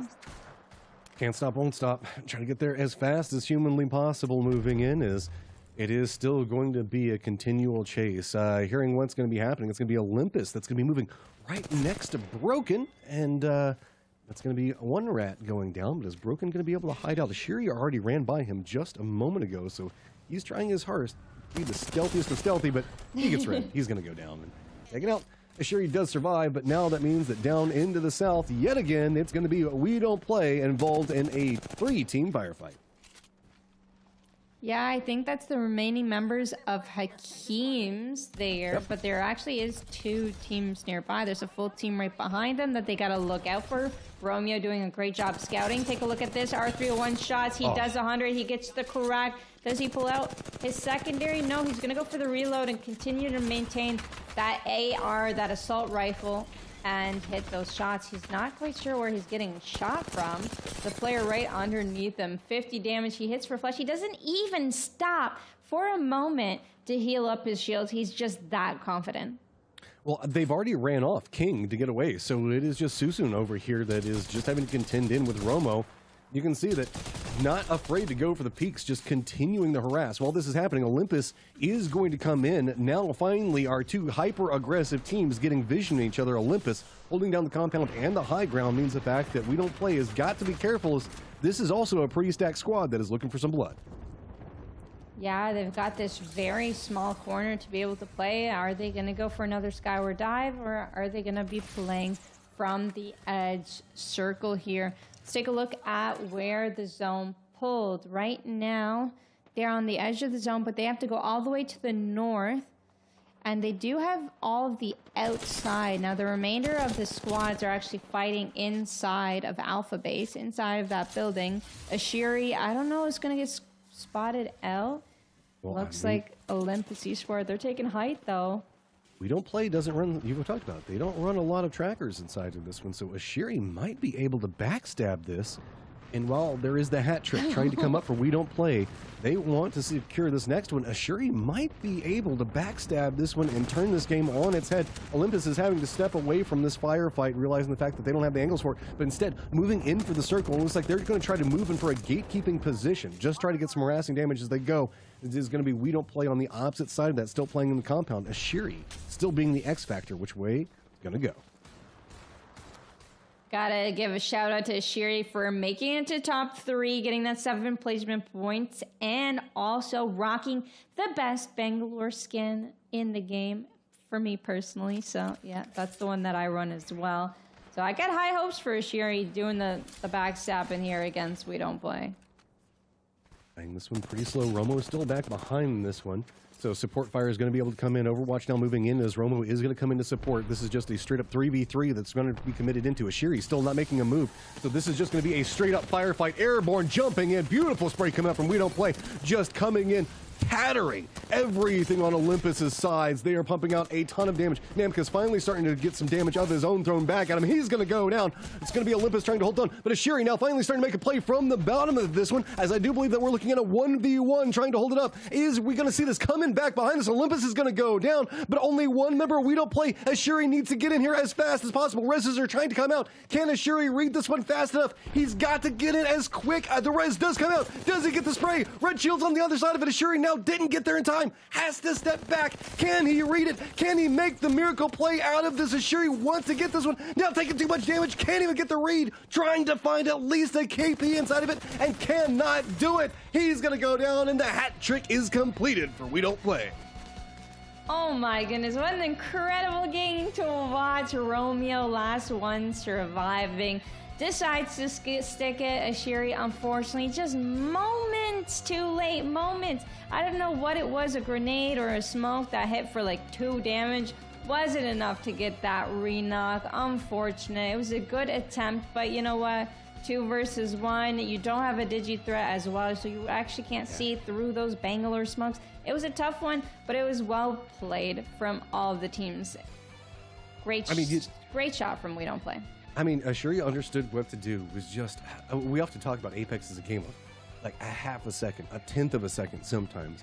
Ashiri was just a little too far away to exploit the opportunity.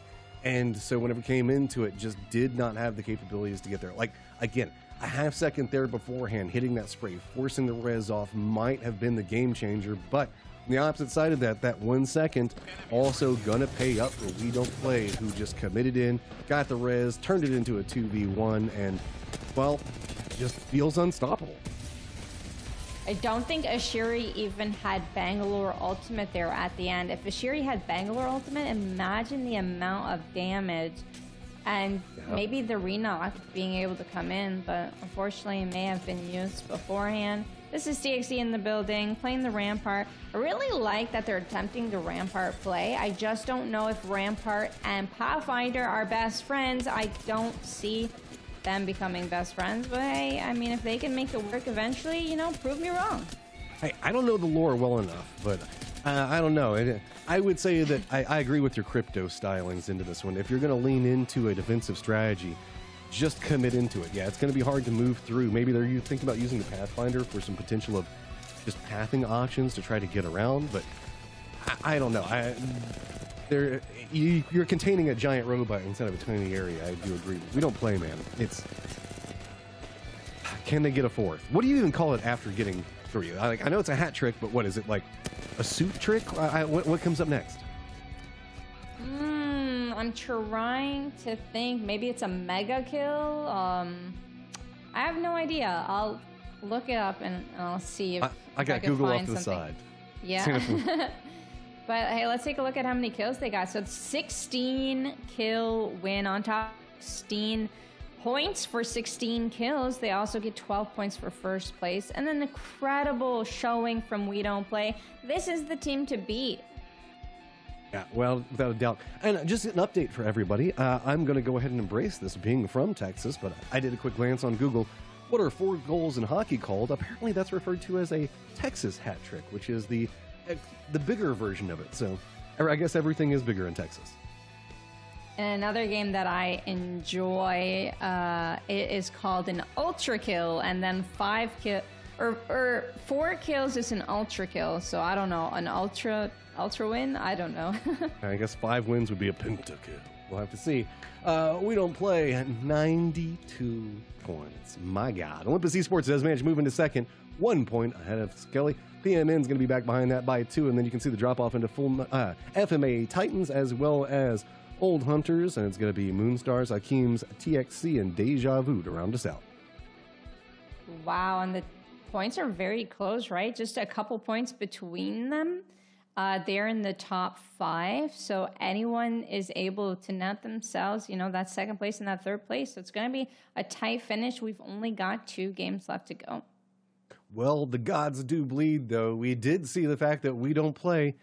Well, they didn't. They still won. It got close there for a second, and I have to see if maybe somebody can continue to exploit the capabilities of what could be happening around them, as we still have 2 more games that we're going to be moving into. Yeah, absolutely. And there's a lot to look forward to, you know, make sure you keep an eye on those top teams, those top 5 teams, but also those rats and those duos to see what they can pull off. We've got a lot of rat action in the end. So if you're a big fan of the underdogs or the rat play, make sure you tune in to the end. Oh, I am 100% a believer in that. I was talking about it beforehand. Underdogs, that's one of my favorite things to do. Everybody knows in Apex, whenever you're like the solo on your team and everybody's watching you and how it starts to get a little bit nerve-wracking. You don't want to mess up. You don't want to get judged. But then you see 2 teams fight and you always want to say, well, I'll wait, and then I'll jump in afterwards. Once you see that fight happening, that's when you pounce. Jump in off of it, exploit the chaos. If you wait too long, you're going to find yourselves with a missed opportunity. And Ishiri almost had it. And like you said, timing. Timing is just so incredibly important in Apex Legends. And we've seen it happen twice where, you know, that last member just got there a little bit too late. You know, sometimes you're just so occupied on getting that second place. You want those 9 placement points rather than 7, especially now that the leaderboards are so tight. I mean, they have been throughout the lobby besides first place. But yeah, like making sure that you get that second. But could it be worth the risk of getting first place, pulling off that clutch? You know, you get that clip moment, you build your confidence. Like, you got to go for it. You got to go for it. If I see a down on both sides of a team, yes. Sure, the 7 points is great, but 12 is better, and the KP that comes with it, even more. So I always consider it to be worth the risk, is as long as it's logical. Don't just jump in right in between 2 squads and be like, I'm going to try to kill you both. Yeah. That's not going to work. You got to be smart. You got to flank in. But if you start to see drops happening, get in as fast as possible. That's my best advice to you. Yeah, for sure. Definitely creep up. And especially your Bangalore, right? You can smoke yourself in if you need to, if someone turns around and shoots you in the back. But I don't know if you keep up with other tournaments, but I've seen in one tournament where the Rat actually ended up winning the other day, this weekend. Just ratted up until that last 1v1. His IGL was calming everything to do during the 1v1. Take the red armor swap right in front of you. Take the high ground on the left side. And then they ended up winning, and that was a huge game. I think it was Optic Gaming throughout this weekend. Oh, the joys of having the IGL backseat drive you. I've had that one happen as well. I always find it funny that there's different strategies in teams. That there's the IGL that's always talking, and then like everybody else is kind of quiet, and then there's the chaotic where everybody is just talking all at the same time. What is it? The shot calling by community is what they refer to it as every once in a while. And then there's the I'm solo, comms, nobody else talk, must listen for footsteps. Like, there's every team has its own flavor.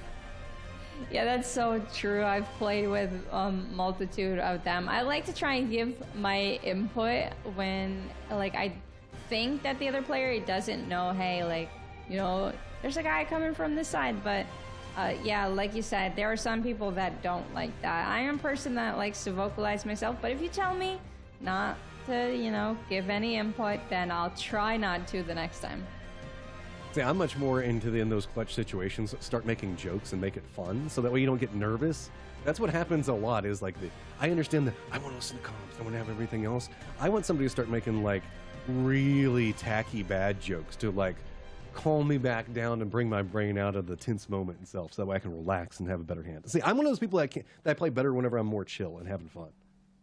I really like it. I know we didn't talk about this, but I really like it when teammates hype you up. Personally, I think that makes me play better. Like, they have a belief in you clutching a situation. And when they're like, yeah, you got this, you can do it, it just makes you want to try extra harder, at least for me anyways. And I actually had a really nice clutch last night. We were in a 2v3 situation. I only had Mozambique off drop, and I grapple over to my teammate, Nick, and I killed 2 people on him. He's like, you killed 2? With a Mozambique too. And then I ended up finishing the last Wraith off. And honestly, those moments is the reason why I play Apex. They're so fun. So after you managed to get 2 kills with the Mozambique, did you drop it on the ground and then ping it like 3 times saying Mozambique here? No.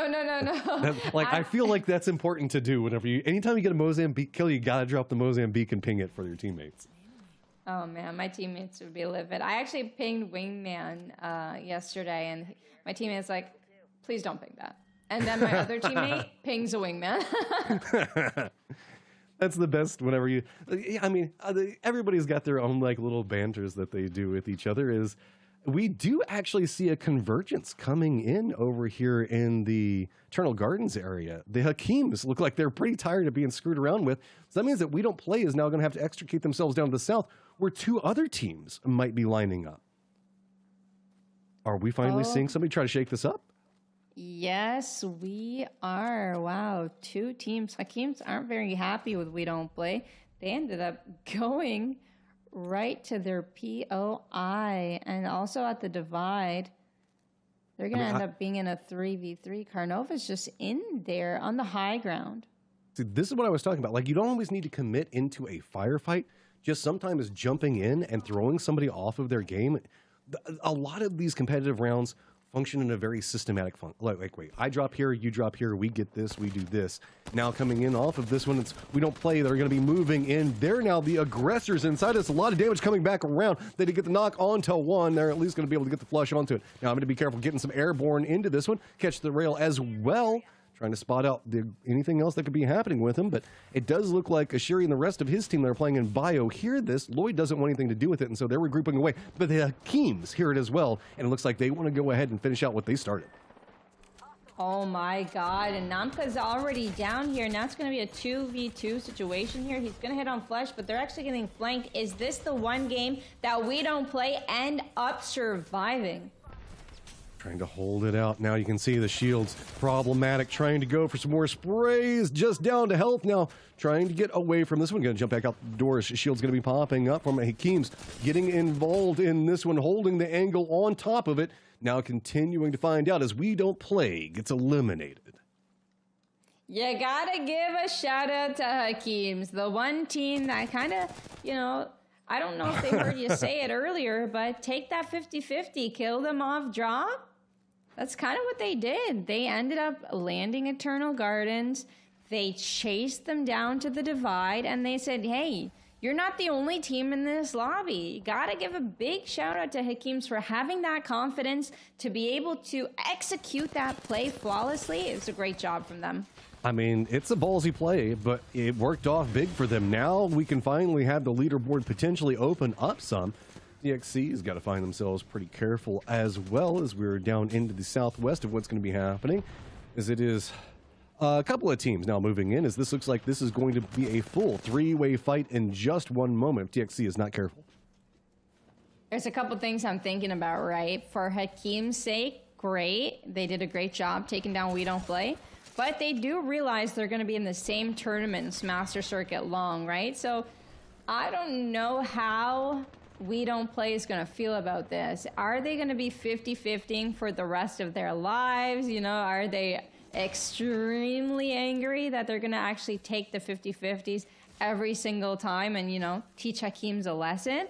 Or are they just going to go eat some lunch and chill, have a break of a game? They already won 3. They've done their hard work. There's a couple different ways that they can take it, but I know starting beef with another team in a tournament could result in, some sad teams later on. There's a tidal wave event that can happen from these types of things where 50-50 start becoming much more common between the two teams that they're jockeying for some form of revenge. The beneficiary of this, though, would be We Don't Play, who already has a ton of points. That becomes the double-edged sword in this strategy. If you can continue to win, the teams can continue to influence this in this way, it will throw off We Don't Play enough to maybe just have to stop any form of retaliation. If I was We Don't Play, though, I would just see it as, oh, cool, I can have, lunch now. Because they haven't had a chance to stop. They've played through every single game just like we've been casting through it. So I know that I would appreciate a break. They probably do, too. And they're probably taking that break right now. And it does leave the lobby open to some teams that like to play zone. I know TXC normally do like to play zone. They're actually stuck tanking that storm damage there near the foundry, working their way in. Teams like PMN, not 100% sure. I think they are still alive. They're near Terraformer. But teams like them, it's going to give them some room to succeed. And let's see who stands out right now. Let's see if Hakeem's continue to stand out. Let's see if Moonstars are going to stand out. Olympus Esports, they've been standing out to me. Yeah. This is their opportunity. They've been trying to play a very aggressive, get as many kills possible play style. But they're outside the ring right now, and they're just nomming on some damage. And they got to be careful. Hakeem's, though, they're trying to exploit this. You can see momentum galore right now. They feel really good. They just managed to take down a team that has been dominating everything. So they feel this lobby is theirs, and they want to try to exploit it. They just got to make sure they don't bite off more they can chew. Yeah, it was a really nice ultimate, but he's been struggling to get the shield battery off for just a few seconds. He's like, what do I do? Do I help my teammates, or do I shoot? Do I use my ultimate? And he needs to go in there. He needs to help. He needs to be able to get those re-knocks, but not enough damage was made by his team before they went down. Nobody was cracked when he went in there at the end. So you got to think, should I actually have popped that shield battery, or should I just go in with my team when that damage was done, when that ultimate was popped? It's going to be something to think about. But Koopy are going to take the points. They're going to take the loot, and maybe they're going to take that motivation and that confidence from Hakeem's and move forward into this tournament. Well, they should also take the respect of having the most fun name to say inside of this lobby. Because, I don't know, Koopy is just a blast. Taking the shots through the windows right now. Rookie Rebels trying to connect in is, again, another outside the ring firefight going on, as this is kind of gatekept. There is a third team that is watching this from the north, so that's why you can see teams now having to play around this edge, and nobody can really peek out. So it is going to be Peril that's up there, as well as Noise that's just kind of watching all of this Also, Olympus could path into this direction, but I don't think that they're going to want to have anything to do with it as long as they've been eating ring damage. Wow, this is a real tough one here for him, and he's actually going to get shot by the other team there, and that's Noise taking him out, and so the Rookie Rebels are going to get eliminated, and there are still 3 teams in the zone near Terraformer. Oh, they actually... Yo, he just died to the zone. Oh, that feels bad, especially at this stage. Yeah, Alcon actually ended up getting eliminated, and I didn't see anyone nearby, so I think they died to Storm and Terraformer, and that's exactly why you don't take fights inside Storm. Like, it's doing so much damage. I mean, it's enough damage that you can heal through it, but if you're not taking a quick fight, please just try and make your way into the zone and then fight, because it's hard on your visuals. It's hard to see what you're shooting at. You're tanking Storm. Actually, this happened to me last night where we were in a 2 versus 1, but Storm was hitting me, and I didn't heal in time and just died to zone. But luckily, my teammate clutched it out. You know, Noko makes those clutches. What always gets me about Storm fights is the fact that you're like, if you get, you're always planning, right? Whenever I need to med, you're trying to do the most efficient uses of your meds as possible when you're out here. A stray bullet or two throws that off, and suddenly that timing on a med that you thought you would be able to get off, you don't anymore, and you go down to ring. That's what often I feel is the largest detriment, is whenever you play at this level, you've got so many calculations that are going through on how to med and do everything else like that. These random variables of a bullet or a third party you didn't see, that's always what ends up getting you killed. Well, here we have Sakeli, another good team. We've seen Lloyd be able to manage to secure that second place earlier for his squad. And I think that was game number 1. And honestly, there's a lot of great teams still alive, 7 squads left. We might actually see a slower end zone, potentially an even tighter end zone this time around, with teams playing a little bit more passively. Yeah, I'm kind of curious that Olympus isn't trying to play this one more aggressive, given everything that's going on. They're still playing very far behind this. They were inside the ring for a long time. Now finally coming in on this, they're nowhere near the zone. This feels more like everybody is hesitant about the fact of where we don't play is, even though they should know where they are. I don't know. It just feels kind of odd, as everybody is still playing quite hesitant. I mean, I guess the first 3 games would teach you that. Yeah, exactly. I mean, teams just want to win at this point because leaderboards are so tight, right? They just want that 12 placement points if they can get it. TXC is moving their way over to the zone. This is very similar zone to our first game, right? It's almost identical. I don't know what the zone, if anyone scanned the beacon yet to see where it's going to end up pulling, but these are where our game-winning teams ended up situating themselves in our first game. We got Moon Squad in the top left in our northwest. But we've got TXC fighting actually in the corner. This could be dangerous. There's 2 squads around to be able to third party this. They're going to go up in the air to try and dodge this bombardment. Haven't seen a gimme in a little while. Yeah, I mean, if you're going to be entrenched, this is a great place to be entrenched at. There's, I mean, vision for days around the outside of this one. This building is just kind of like isolated, so exploit it out. Now, I got to be careful, as it does look like Iron Wolf could be coming in back behind this one, so with Sarah just trying to hold this one out for as long as possible, might be able to try to get away, but really the issue is going to be Olympus coming in back behind them, so Raymond and her need to be careful. Oh, yeah, that rotation is going to be really good for them, but unfortunately not so good for TXC. They should be getting spotted out here. Shagum is going to go down, and Raymond's going to have to figure out a different game plan to go forward, moving on in. But he could potentially get those banners, but take a look at how much open space he had to traverse just to leave the area. It's going to be really tough, and Lloyd did a great job swinging that door, getting that entry kill. He knew there's a team member of TXC that was 10, 20 HP. He swung it. He did get traded out for it, but they were just in the better position overall. They were in that building. TXC had no right to end up pushing him. But like, take a look at this. Raymond, with the audacity to actually pick up at least 1 banner. Is he going to be able to escape with this zip rail? That's the question.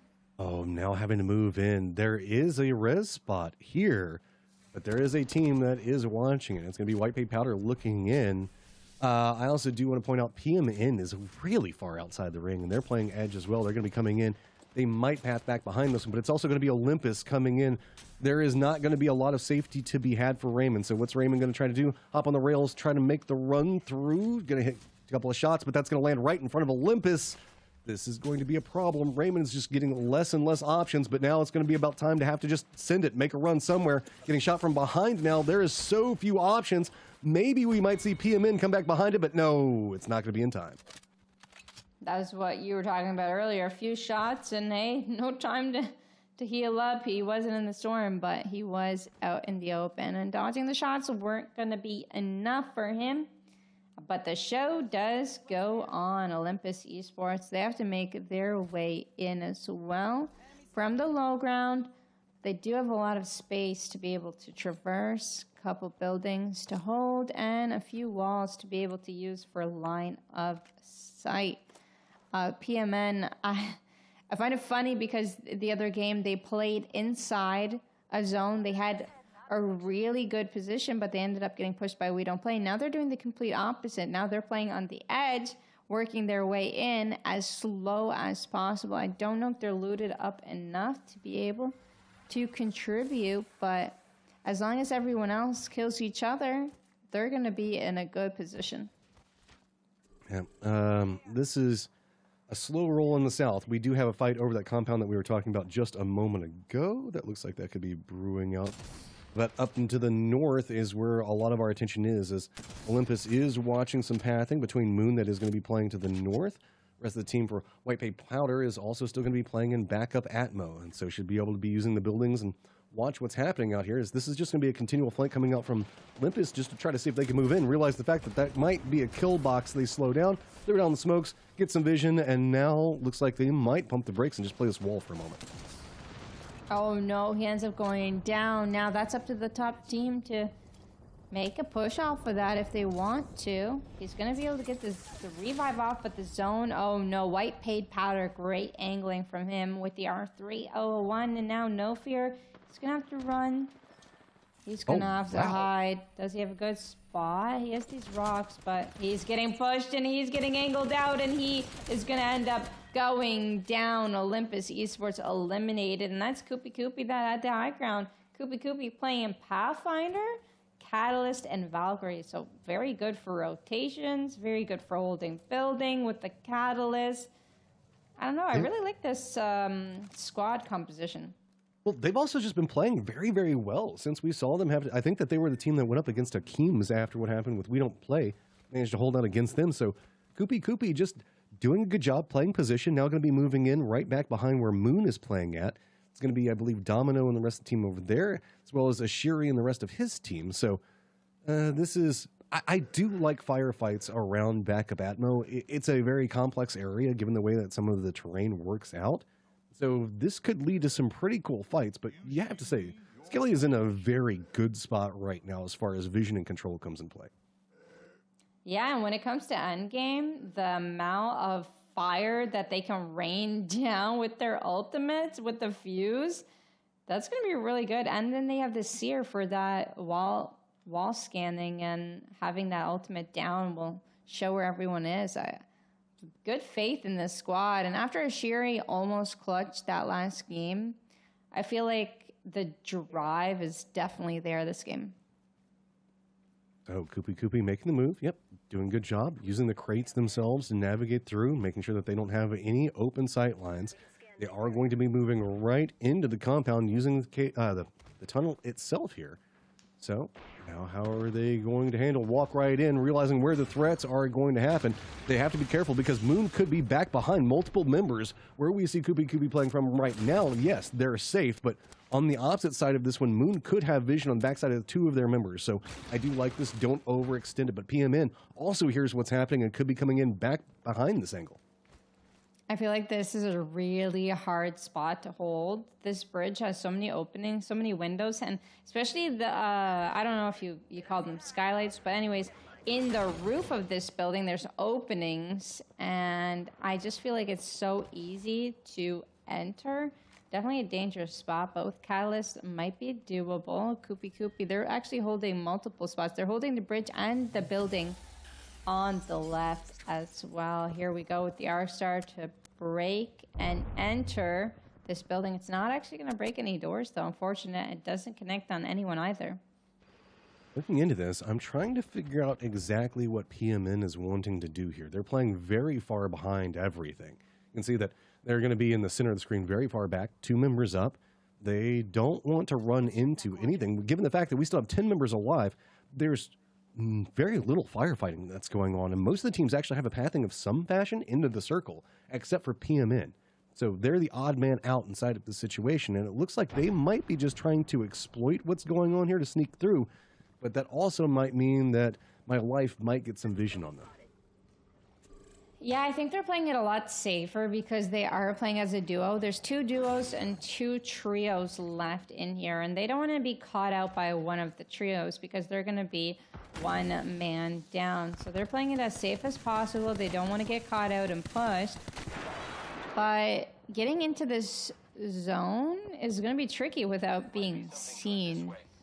Not sure what kind of strategy going forward that they're going to be able to take, but we're about to see it. 10 seconds, this zone's going to close, and they're going to have to figure out some way to make it in. Koopy, they're going to actually share the building. White Paint Powders, I believe, playing on top. He's taking angles, but Lloyd is also taking angles. This could turn out into a fight very soon. And PMN, they go into the sky.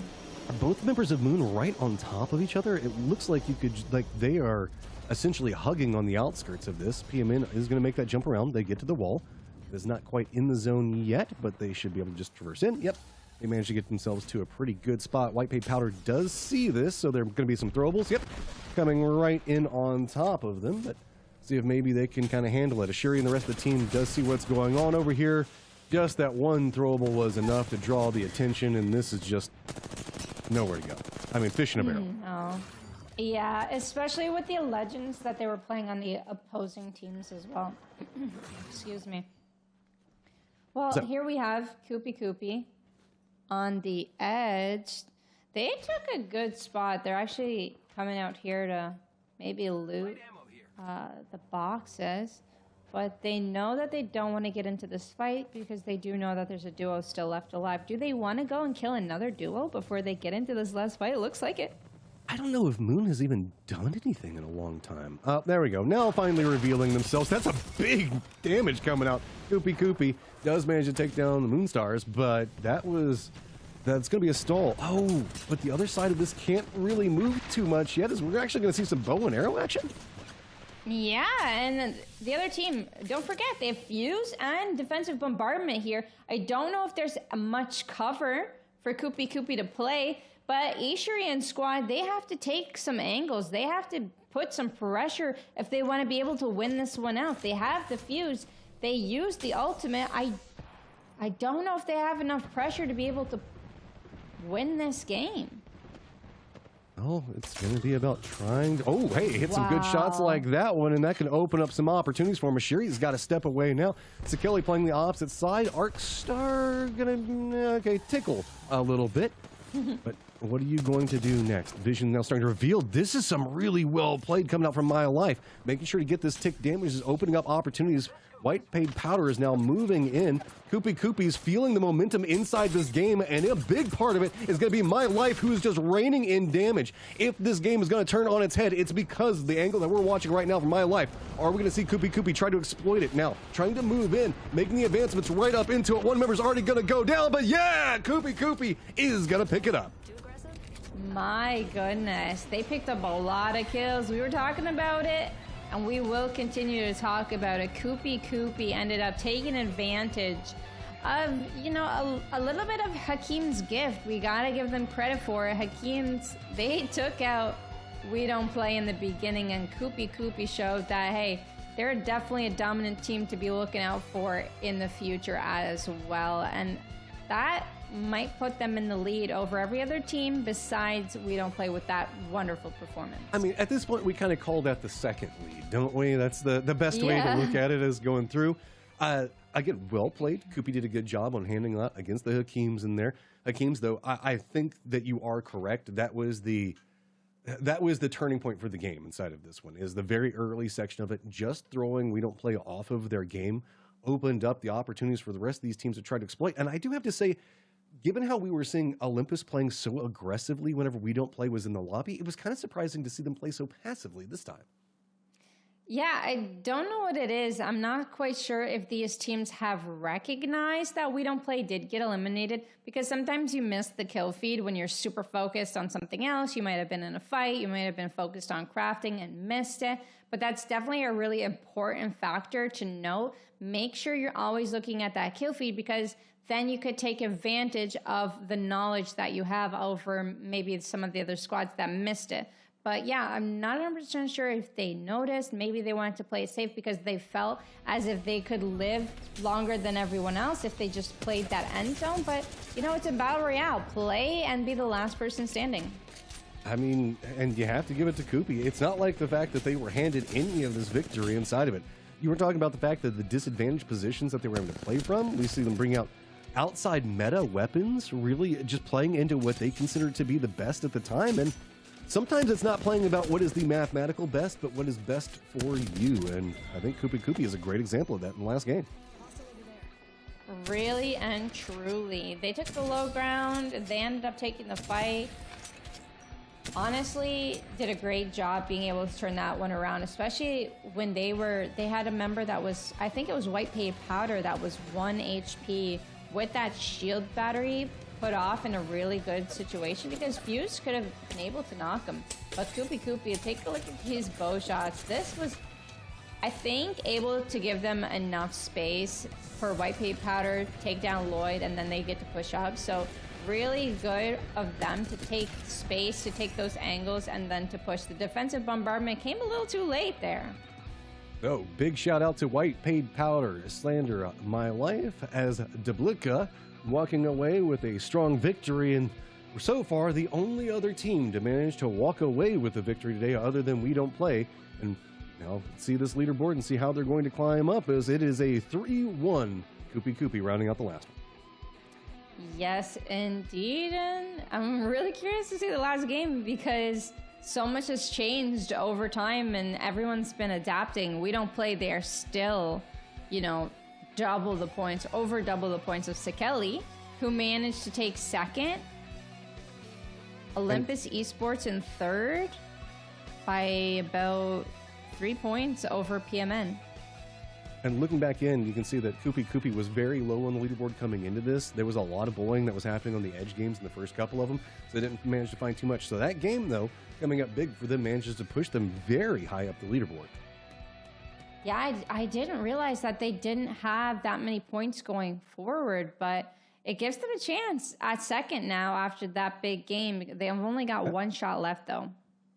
Koopy inadvertently kind of cheering for what could be happening with We Don't Play moving into this next one, but we still have one more game, and if you're kind of craving getting into some of the action for yourself, don't forget the fact that you can go over to compete.playstation.com, so you can get involved in the events moving forward on it. You can jump in for Apex action or a ton of other games. We've got one more round to go, though, so we're going to give our players just a second to kind of mentally reset, plan out, and see what they're going to be moving into the next round. So we'll see you in just a few minutes.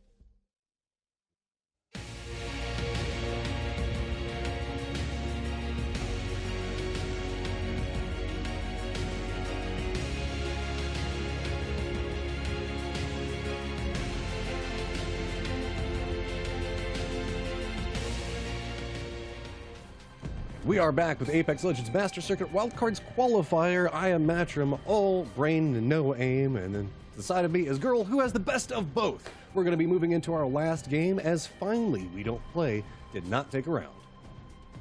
Thank you, Matt. But I'm definitely not the best. I'm sure a lot of these players, including We Don't Play and Koopy Koopy, can take me down in a gunfight. But there's been a lot of action. As you can see, We Don't Play, they won the first 3, and Koopy Koopy, they won the 4th game. We've got 1 game left, and this is our leaderboards. We got We Don't Play with 96, Sakeli with 40, Olympus Esports with 32 points, just 8 under them. PMN with 29, just 3 underneath. Koopy Koopy with 24. They can make a huge comeback here. But I really want to give a big mention to Hakeem's. They took out We Don't Play last game, and they are currently standing in 9th place. Really? Sakeli, Olympus Esports, PMN, Koopy Koopy, you need to be sending some love back over to the Hakeems, who decided that, hey, they were at the bottom of the leaderboard. Let's try to make something happen. And they did. They managed to pick up some kills inside of it. Also, I want to give a shout out to our people working behind the scenes. Wanted to point out that Koopy Koopy went from last place at 2 points to 5th place in 24 with just 1 game. So big shout out to Koopy Koopy as well as Stephanie. Thank you so much. That is incredible. That is truly incredible. They weren't having the best of days, but they managed to take that confidence, to take a really good spot actually, and then work their way through every team fight, and ended up killing both the duos at the end as well. Great job of taking advantage of the situation that they were given. Well, if we talking about the 2 points coming into it, and Koopy Koopy, we do have to explain, they are one of the first victims for We Don't Play on a regular basis. After they get looted, We Don't Play tends to move into the south, and that's where We Don't Play likes to move into. And as they do make that move, that's going to be right where Koopy Koopy tends to come out from their looting position. So they get to be the beneficiaries of the Hakeems jumping in, following up onto We Don't Play, and then the Hakeems moved into Koopy Koopy, who had more time to loot and get prepared and entrenched. So you can see that the dominoes fall, and this is really a game of a butterfly flaps its wings, and it has impacts on the entirety of the rest of the match. So I want to reiterate some of the teams that you guys should be looking out for at home to, get our prizes for 1st, 2nd, and 3rd. We got We Don't Play coming in at 1st. Sakeli is currently in 2nd place. Olympus Esports in 3rd. PMN in 4th. So, and Koopy Koopy in 5th. So definitely make sure to keep your eyes out on those squads, see how they're doing. And if you're cheering for any one of them at home, let us know in the chat. Yeah, give us some love. This is the last game of... So you want to show some support, right? Everybody that's playing inside this, you should at least give some love to. Like, whenever We Don't Play. They're up at the top. They're having some great games. But to come in and be competing at this stage, everybody is bringing in some heart and a desire to get better and want to showcase the fact that they've got some skills and grow as a player. So, sure, We Don't Play up at the top of the leaderboard, but everybody else, also mad respect. Yeah, absolutely. They might have some social media, or they might be streaming on Twitch. Make sure to give their socials a follow. But let us know what your favorite moment today so far in the chat. I'm curious to know. For me, I know you guys might already know this, but it was that headshot Kraber earlier. That did it for me. I'm just a sucker for the bow, man. There's something about it. I just love, the sound, the look, whenever. I gotta go with that one, just because also we don't see a lot of bow play. Yeah, it's very true. A bow is uncommon as you get it from a care package, and that could be an RE45, that could be a Rampage, could be armors, or it could be a bow, and not everyone opts to pick it up as well. But those headshots were surely beaming in our last game. Did I not mention Kraber? I didn't mention Kraber. Not Kraber. You know what else we got to mention? Hakeem's. We don't play already down one of their members on no life. Hakeem's not done. They want to commit into this one. We don't play already has one of their members go down inside of this one, and looks like this is going to continue to throw We Don't Play off their game. Moving back in, are they going to be able to flank back around with Hakeem's and realize what's going on and stabilize? Hakeem's might be the 50-50 heroes this lobby needed all along. And take a look at this. The Havoc Devotion. Not guns that I personally prefer to have off drop because it takes so long to load up those guns. He's going in for the pre-fires. He's not connecting his shots right now. Yeah, now it's more pressure coming over to We Don't Play. We haven't seen anybody else trying to move in or exploit this, depending on how much information they were paying to last game. So now We Don't Play down to 2. What are they going to do? Last time they moved to the south, and that was the recipe for disaster. Are they going to commit into the fight, or are they going to go somewhere else? Oh, Koopy already out, and that's going to be due to, I believe, Olympus. Yeah, that is Olympus, indeed. So Olympus in 3rd place, taking out the 5th place team off the bat. That's going to be really good. That's going to get them closer to Sekeli's points on the leaderboard, but it's not going to close that gap just yet. Still a great start and good momentum for them going in, but We Don't Play our 1st place team getting challenged by Hakeem's, the 50-50 Warriors. They're getting shot as they close the distance here. We Don't Play. They're playing hype, but Hakeem's, they're playing Horizon here, and they're going to take that hype right away from Romeo. Got to be careful with that. Carnova steps back as well. Now it's just moving internally. Arcstar's now started to come out. Exchange coming out. Carnova's down low, has to move away, but Rome did manage to get one of them down. So Rome gets Toucan, now having to be careful with it, steps out, trying to get the meds back into position. But this is a low economy fight. Very few meds to be had. No, don't close the door on your teammates. Oh my goodness, that's the worst that could ever happen. But Carnova, like you said, doesn't have many meds here. Isn't even going to heal up. Is just going to try and play these head glitches.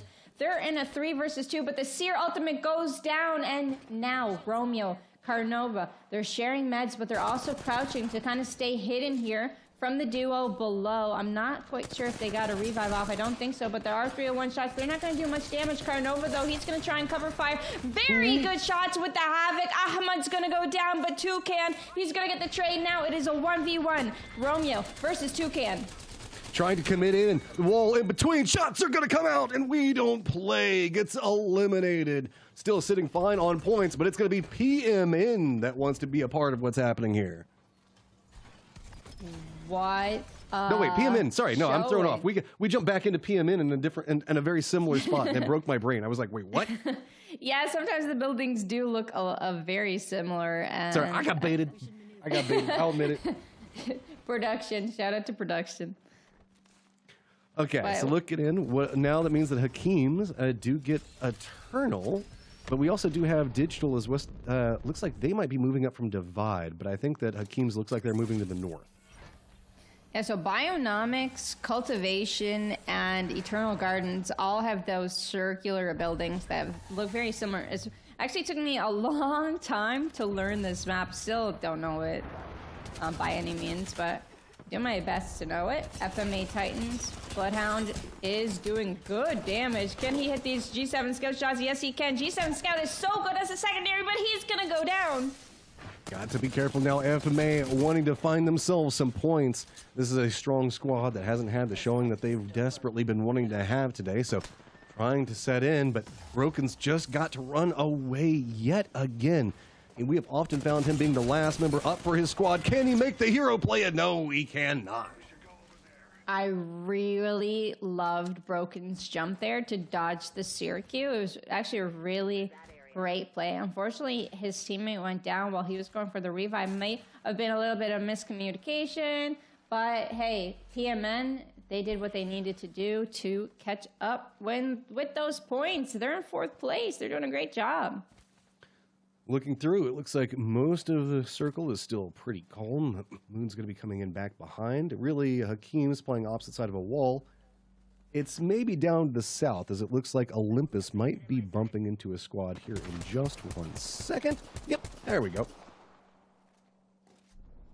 Okay, no fear Mickey's gonna go down, but oh my god, Perry's standing a little bit too still there. He's gonna get beamed right back. That's gonna put them in a 2 versus 2 situation. Noise, he's gonna fall back. He's gonna go for the revive. It's a win or it's nothing. So they want all 3 team members up and at it for this team fight, and they are gonna get that recovery, as the other team might as well. They're on the low ground. This is a tough push. They might have to reconsider their attempt to push this team on the high ground. Looks like they're eyeing the rail pathings and going to try to step away from it. It's no surprise, as really stepping into this area is going to give them more center control. Instead, use the control points, use the terrain, line up, get some good damage in, and that's going to slow down Olympus even more. Are they going to try to exploit this, set up a new trap, or are they just going to try to flank around into it? Looks like Olympus not going to relent. Good shot's going to be coming in from King to get the down onto 1. Noise going to be out of this one, so PMN looks like they are going to have to do a full retreat, but here is the problem. Sarah and Raymond, the rest of the crew, are off on this angle, and they might see this. Oh my goodness. This is our 3rd and 4th team fighting right here in Olympus Esports. This is why they're 3rd and not 4th, right? They are taking them down from the high ground to the low ground. And what is going to happen after that? There's the 2 kill points. And what's coming? It's going to be Raymond, the rest of the team. They see this. It's going to be TXC. They're seeing if they can exploit it. They got here just a little bit too late to get the full third party that they wanted. That Benzi might be able to use this opportunity to get away. Yeah, he's jumped on rails and he is gone, and now going to be using TXC as some line of defense from Olympus. Now, how is TXC wanting to assault in? Looks like they've got an idea. They found their angles to work, but haven't quite managed to get the damage enough to go for it. Oh my goodness, I just realized that TXC ended up, I believe, dying to a team with Gibraltar last game. And now take a look, Sarah Sutcliffe on that same Gibraltar. I feel like Gibraltar can definitely work well in some of these tournament lobbies because no one expects it, no one's ready for those bombardments. But take a look at her, she has to heal, and they might actually end up getting pushed. And it's slow, though. You can see that Olympus, I guess, is content in position. So it looks like TXC might just shift to the south, wrap around. The circle did go very far to the northeast, where we've got several teams. Does actually favor the Eternal Gardens area, so Hakeem's going to be kind of benefiting from that. Moon is also moving into Hakeem's area, as well as Digital playing over there, so we'll have to see. As yep, here comes the vision as Olympus wanting to unlock this. It gets good damage to kick it off. Very good angles taken by Olympus Esports. Almost gets that initial first knock. Hitting on blue as well, but they do have to heal as they move forward. The bubble is going to be able to buy TXC some time, but is it going to be enough time for them to recover before Olympus Esports pushes? Try to go for the wraparound. It's going to be a Gibby coming up right back behind Olympus if they're not careful, making push, and Gibby moves to the other side of this one. Lots of damage coming out after Olympus. 2 down. It's just going to be 1 up, trying to make sure he can get something out. At least trying to go for some flushes. TXC is eliminated off of it. So now just got to get the reses, and there is no one else around. So this should be safe. Great clutch coming in from Olympus Esports, and they really needed that. They really needed to come out with a win. That Sarah Sutcliffe bubble was really good, and they were able to fight, but it just wasn't enough damage put out by her team there in that 3v3 up close. It's a tough fight for them. They did well, but Olympus Esports, they do reign on top. They get all of this loot. They get the Phoenix kits off. They're going to come in zone with red armor and double purple. This is going to put them in a great position to end up winning out this whole entire game. And they're going to be the only team really coming in from that southwest side. This is a big opportunity for them to try to climb ladder. Moonstars does get spotted out, and they're going to go down as there is still a continual fight that's happening in that northern area. Hakeem's had moved out circle around Gardens, and it looks like that's where the firefights have been happening. So see how this is going to progress, as it's just been the focal point of all of our games. Eternal Gardens, all the action that's happening over here is really dictating so much of what's going to be happening in the future of the game. PMN is still alive with that solo, as we were talking about earlier. So you know, Olympus didn't fully eliminate PMN, and it is nice to have Vasir be the last one remaining on your squad, because ratting could make ratting easier. He does know where everyone else is, so he's going to know what's safe and what's not. Don't know what Matty Fonzie is going for here with this rotation, but he is going to be spotted out. I think he's just trying to get away because it's the Akeems that I believe has saw him. Coming in back behind that, I think it's also going to be FRB that's going to be taking some shots in, but Matt cannot get away, so Matty's going to go down to the Hakeems. As it's still just going to be their control point to play unless we finally see some assault coming in from FRB that's going to be coming in right back behind the Hakeems, and they better be careful as there's actually two teams converging on this area, as we also do have, I believe it's Deja Vu coming in from the north.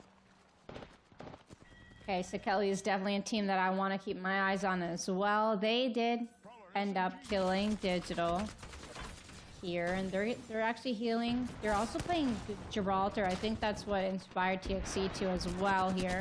And then Hakeem's in that fight again at this building. Susan does go down to the car SMG. Ahmed's going to push off of Hakeem's damage here and there's only one more remaining on their squad. Oh, and it's just a matter of time. Decent damage coming out, and now it's just going to be hunted down. Trying to play 3v1 is going to be difficult, especially against a team that's feeling some good momentum after all the actions that they've been able to push in. Really, though, with the Hakeems and what they've done to We Don't Play, they're the team that has yet to really capitalize off of it, and this could finally be their game to do so, because when I'm looking back over at the map, they own all of Eternal Gardens now, having to run teams out, which means they own, what, about a third of the circle right now. Yeah, they're sitting pretty in ninth place with 16 points. If they do manage a big kill win, they definitely could try and attempt for that top 3 place. But you're right, they have yet to capitalize off of killing the best team in our lobby in quotations of today, you know. But yes, Olympus Esports, they're capitalizing off of it as well. At the same time, they've been getting so many kills. I think they at least got 6 to 9 kill points. I think they killed most of PMN and 2 other high contending squads. And here they go for another fourth contest. Trying to pick up even more. See how far up this leaderboard they can climb. Good damage going to be coming out from, but has to step away. Is going to go down. Good step back out coming out from Ahmad, saying the fact that we are not going to let that one go. Now then, Deja Vu looks like the fact that they aren't going to be able to press too much more, because guess what? It's going to be the Keems that hear what's going on. They leave Toucan back behind, and it looks like they might be stretching out to see if maybe they can pick up a couple of KP out of this.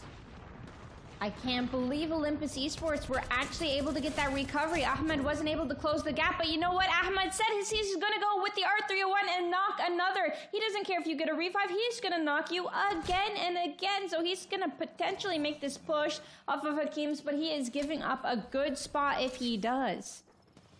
Moving in. So much the firefight is now moved around this rock cropping that is in the west of this circle. Olympus playing one side of it. As you can see, the Hakeems still keep trying to stretch out. Now, with this, Olympus is playing the opposite side of this compound, trying to use that as a shield to make sure that Hakeems doesn't get any vision into what's happening. So as Olympus is doing this jump battle back and forth, this is really just more of an attrition war, burning off meds, burning off shields, getting whatever they can, seeing the fact that they know that they're going to have to move, as Olympus is not yet in the safe zone, but there is no vulnerabilities coming out from Deja Vu yet that they've been able to exploit cleanly. Yeah, and as you can see, King is losing a lot of his meds. He's only on 4 shield cells, but hey, look at the beams that he's putting off on this other team. They're going to have to use their attrition as well. They're going to use their meds, and they're stuck inside of this building. I wonder how the zone pull is going to really affect the rest of this lobby. They don't have much time to be playing these buildings, as the lobby is going to be able to close soon.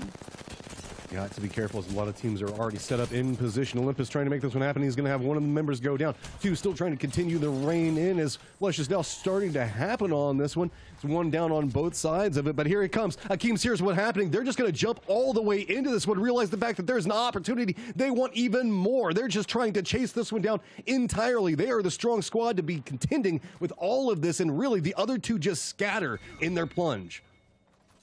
Wow, they played it patiently. They got knock after knock, and they weren't pushing because they knew that it was two teams in front of them. And hey, take a look. That patience paid off. They were able to pull on through, no fear. You know, Olympus, they're going to try and escape here in the meantime, and hopefully they can get away.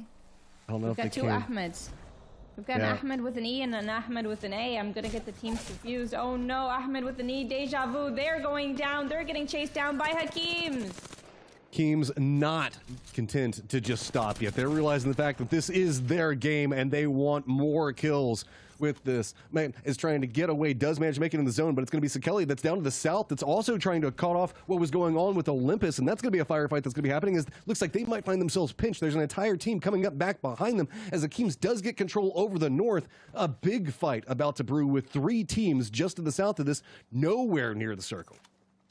Oh my goodness, that's going to be great for Hakeems because they're going to be able to get in the zone safely, but also potentially be able to gatekeep everyone else. Ahmed did make it into Eternal Gardens as the solo for his squad, but the Hakeems, they're taking advantage of that north side. Lloyd does want to potentially go through that north side and get into the zone because he knows that all of the other teams are on the south and he won't be able to get through them.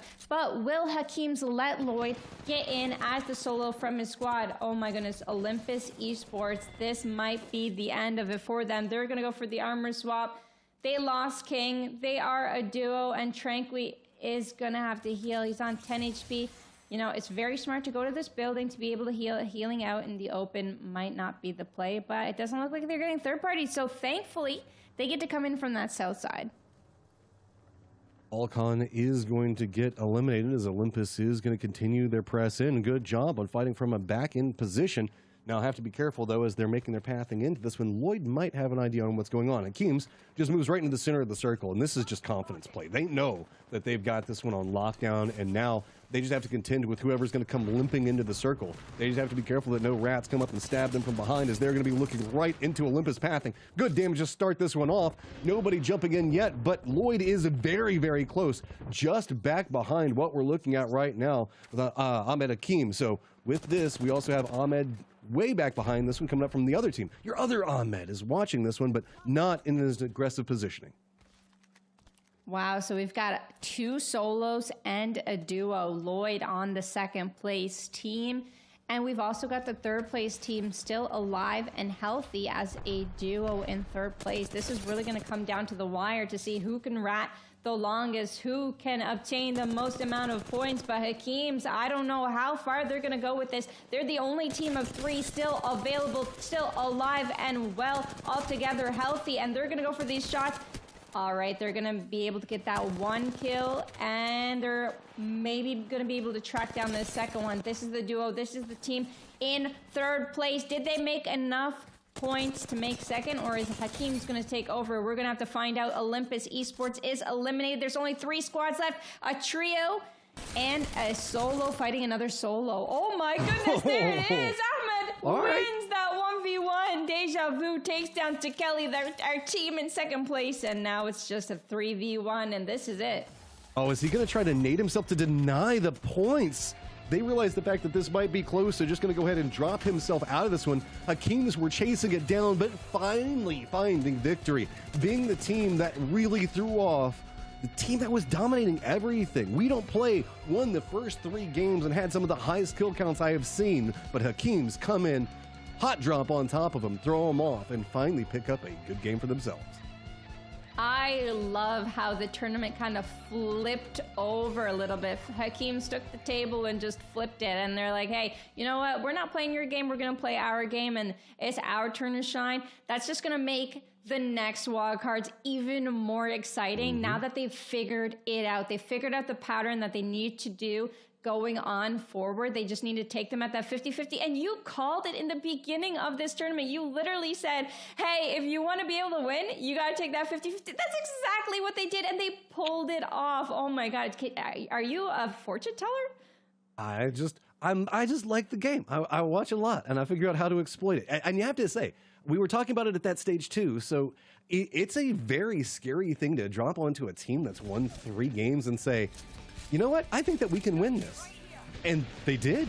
They did enough to influence the game on its entirety.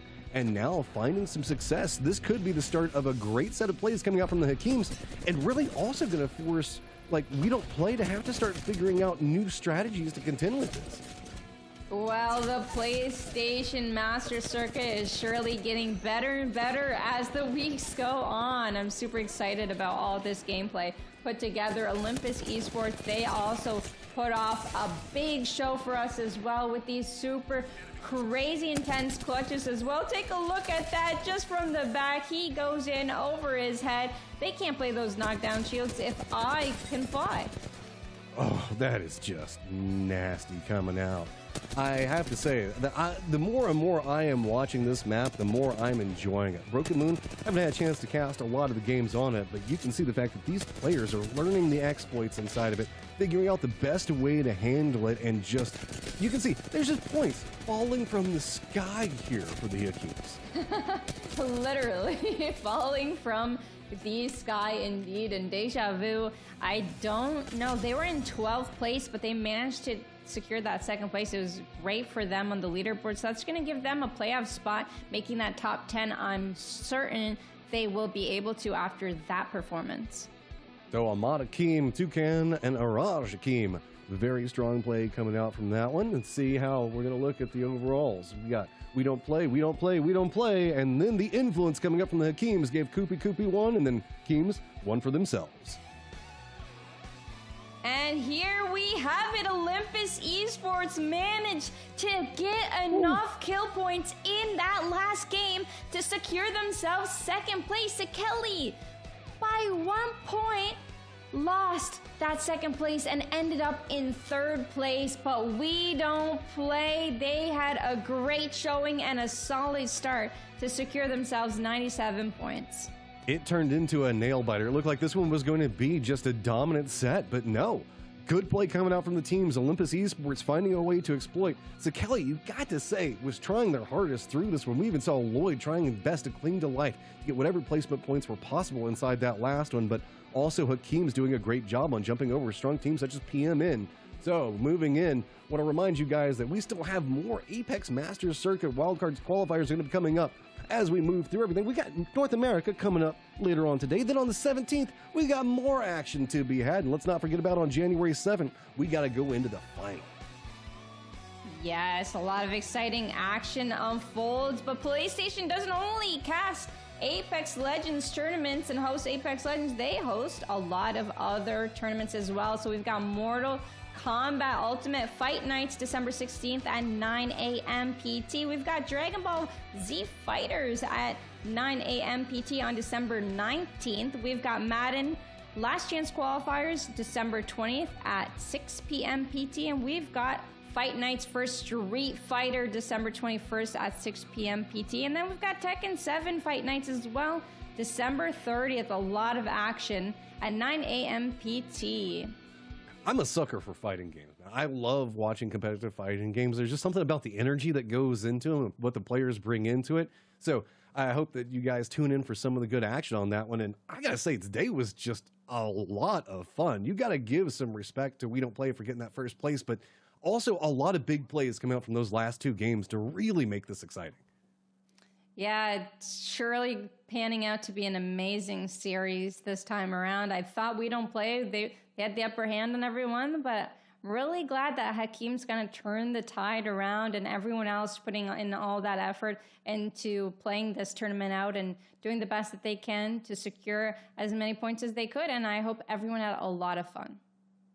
So moving forward, we just want to remind you guys about all the ways that you can get involved in everything. So big shout out to everything that's going to be going on. We Don't Play, but let's not forget about what's happening with our Discord. Yeah, so with our Discord, you can join the PlayStation Tournaments community Discord to find regular updates on esports events, articles, videos, and meet with others to improve your game. So if you got your phone around, you can scan this QR code and it'll give you a direct link into our Discord. Feel free to join it. There's a lot of stuff inside. We'd love to have you. And Following up on that, don't forget about the fact that you can always, I know you've heard me say this a few times today, go over to compete.playstation.com and get involved in all those tournaments we were just talking about. If you love some Apex, hop in. You can see the fact that there are some slots available for you to jump in the action for EU and North America. But also, let's not forget about the fact as you're playing through all of this different stuff that you can rack up some wins in PlayStation tournaments through all of December and January for your chance to win prizes like the new DualSense Edge controller or PlayStation 5 consoles. Make sure you sign up on console and start competing for prizes today. Full rules can be found at, guess what, compete.playstation.com for everything that you could potentially want. And all right, girl, we finished out EU, but we still got North America to come. What are we going to be looking for?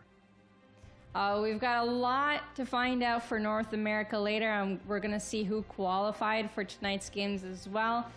And it's going to be a great show overall. North America is a bit more balanced. Wild. You never know who's going to win, right? You're on the edge of your seat every game. There's no we don't play in that region just yet, but we'll find out here later today. Well, we thank you guys so much for tuning in. We thank all the players, all the production staff, everybody that is involved, and of course, PlayStation. Thank you so much for having us. We will be back in North America in just a little while, so make sure you stay tuned. Until then, see you in just a few days. Have fun.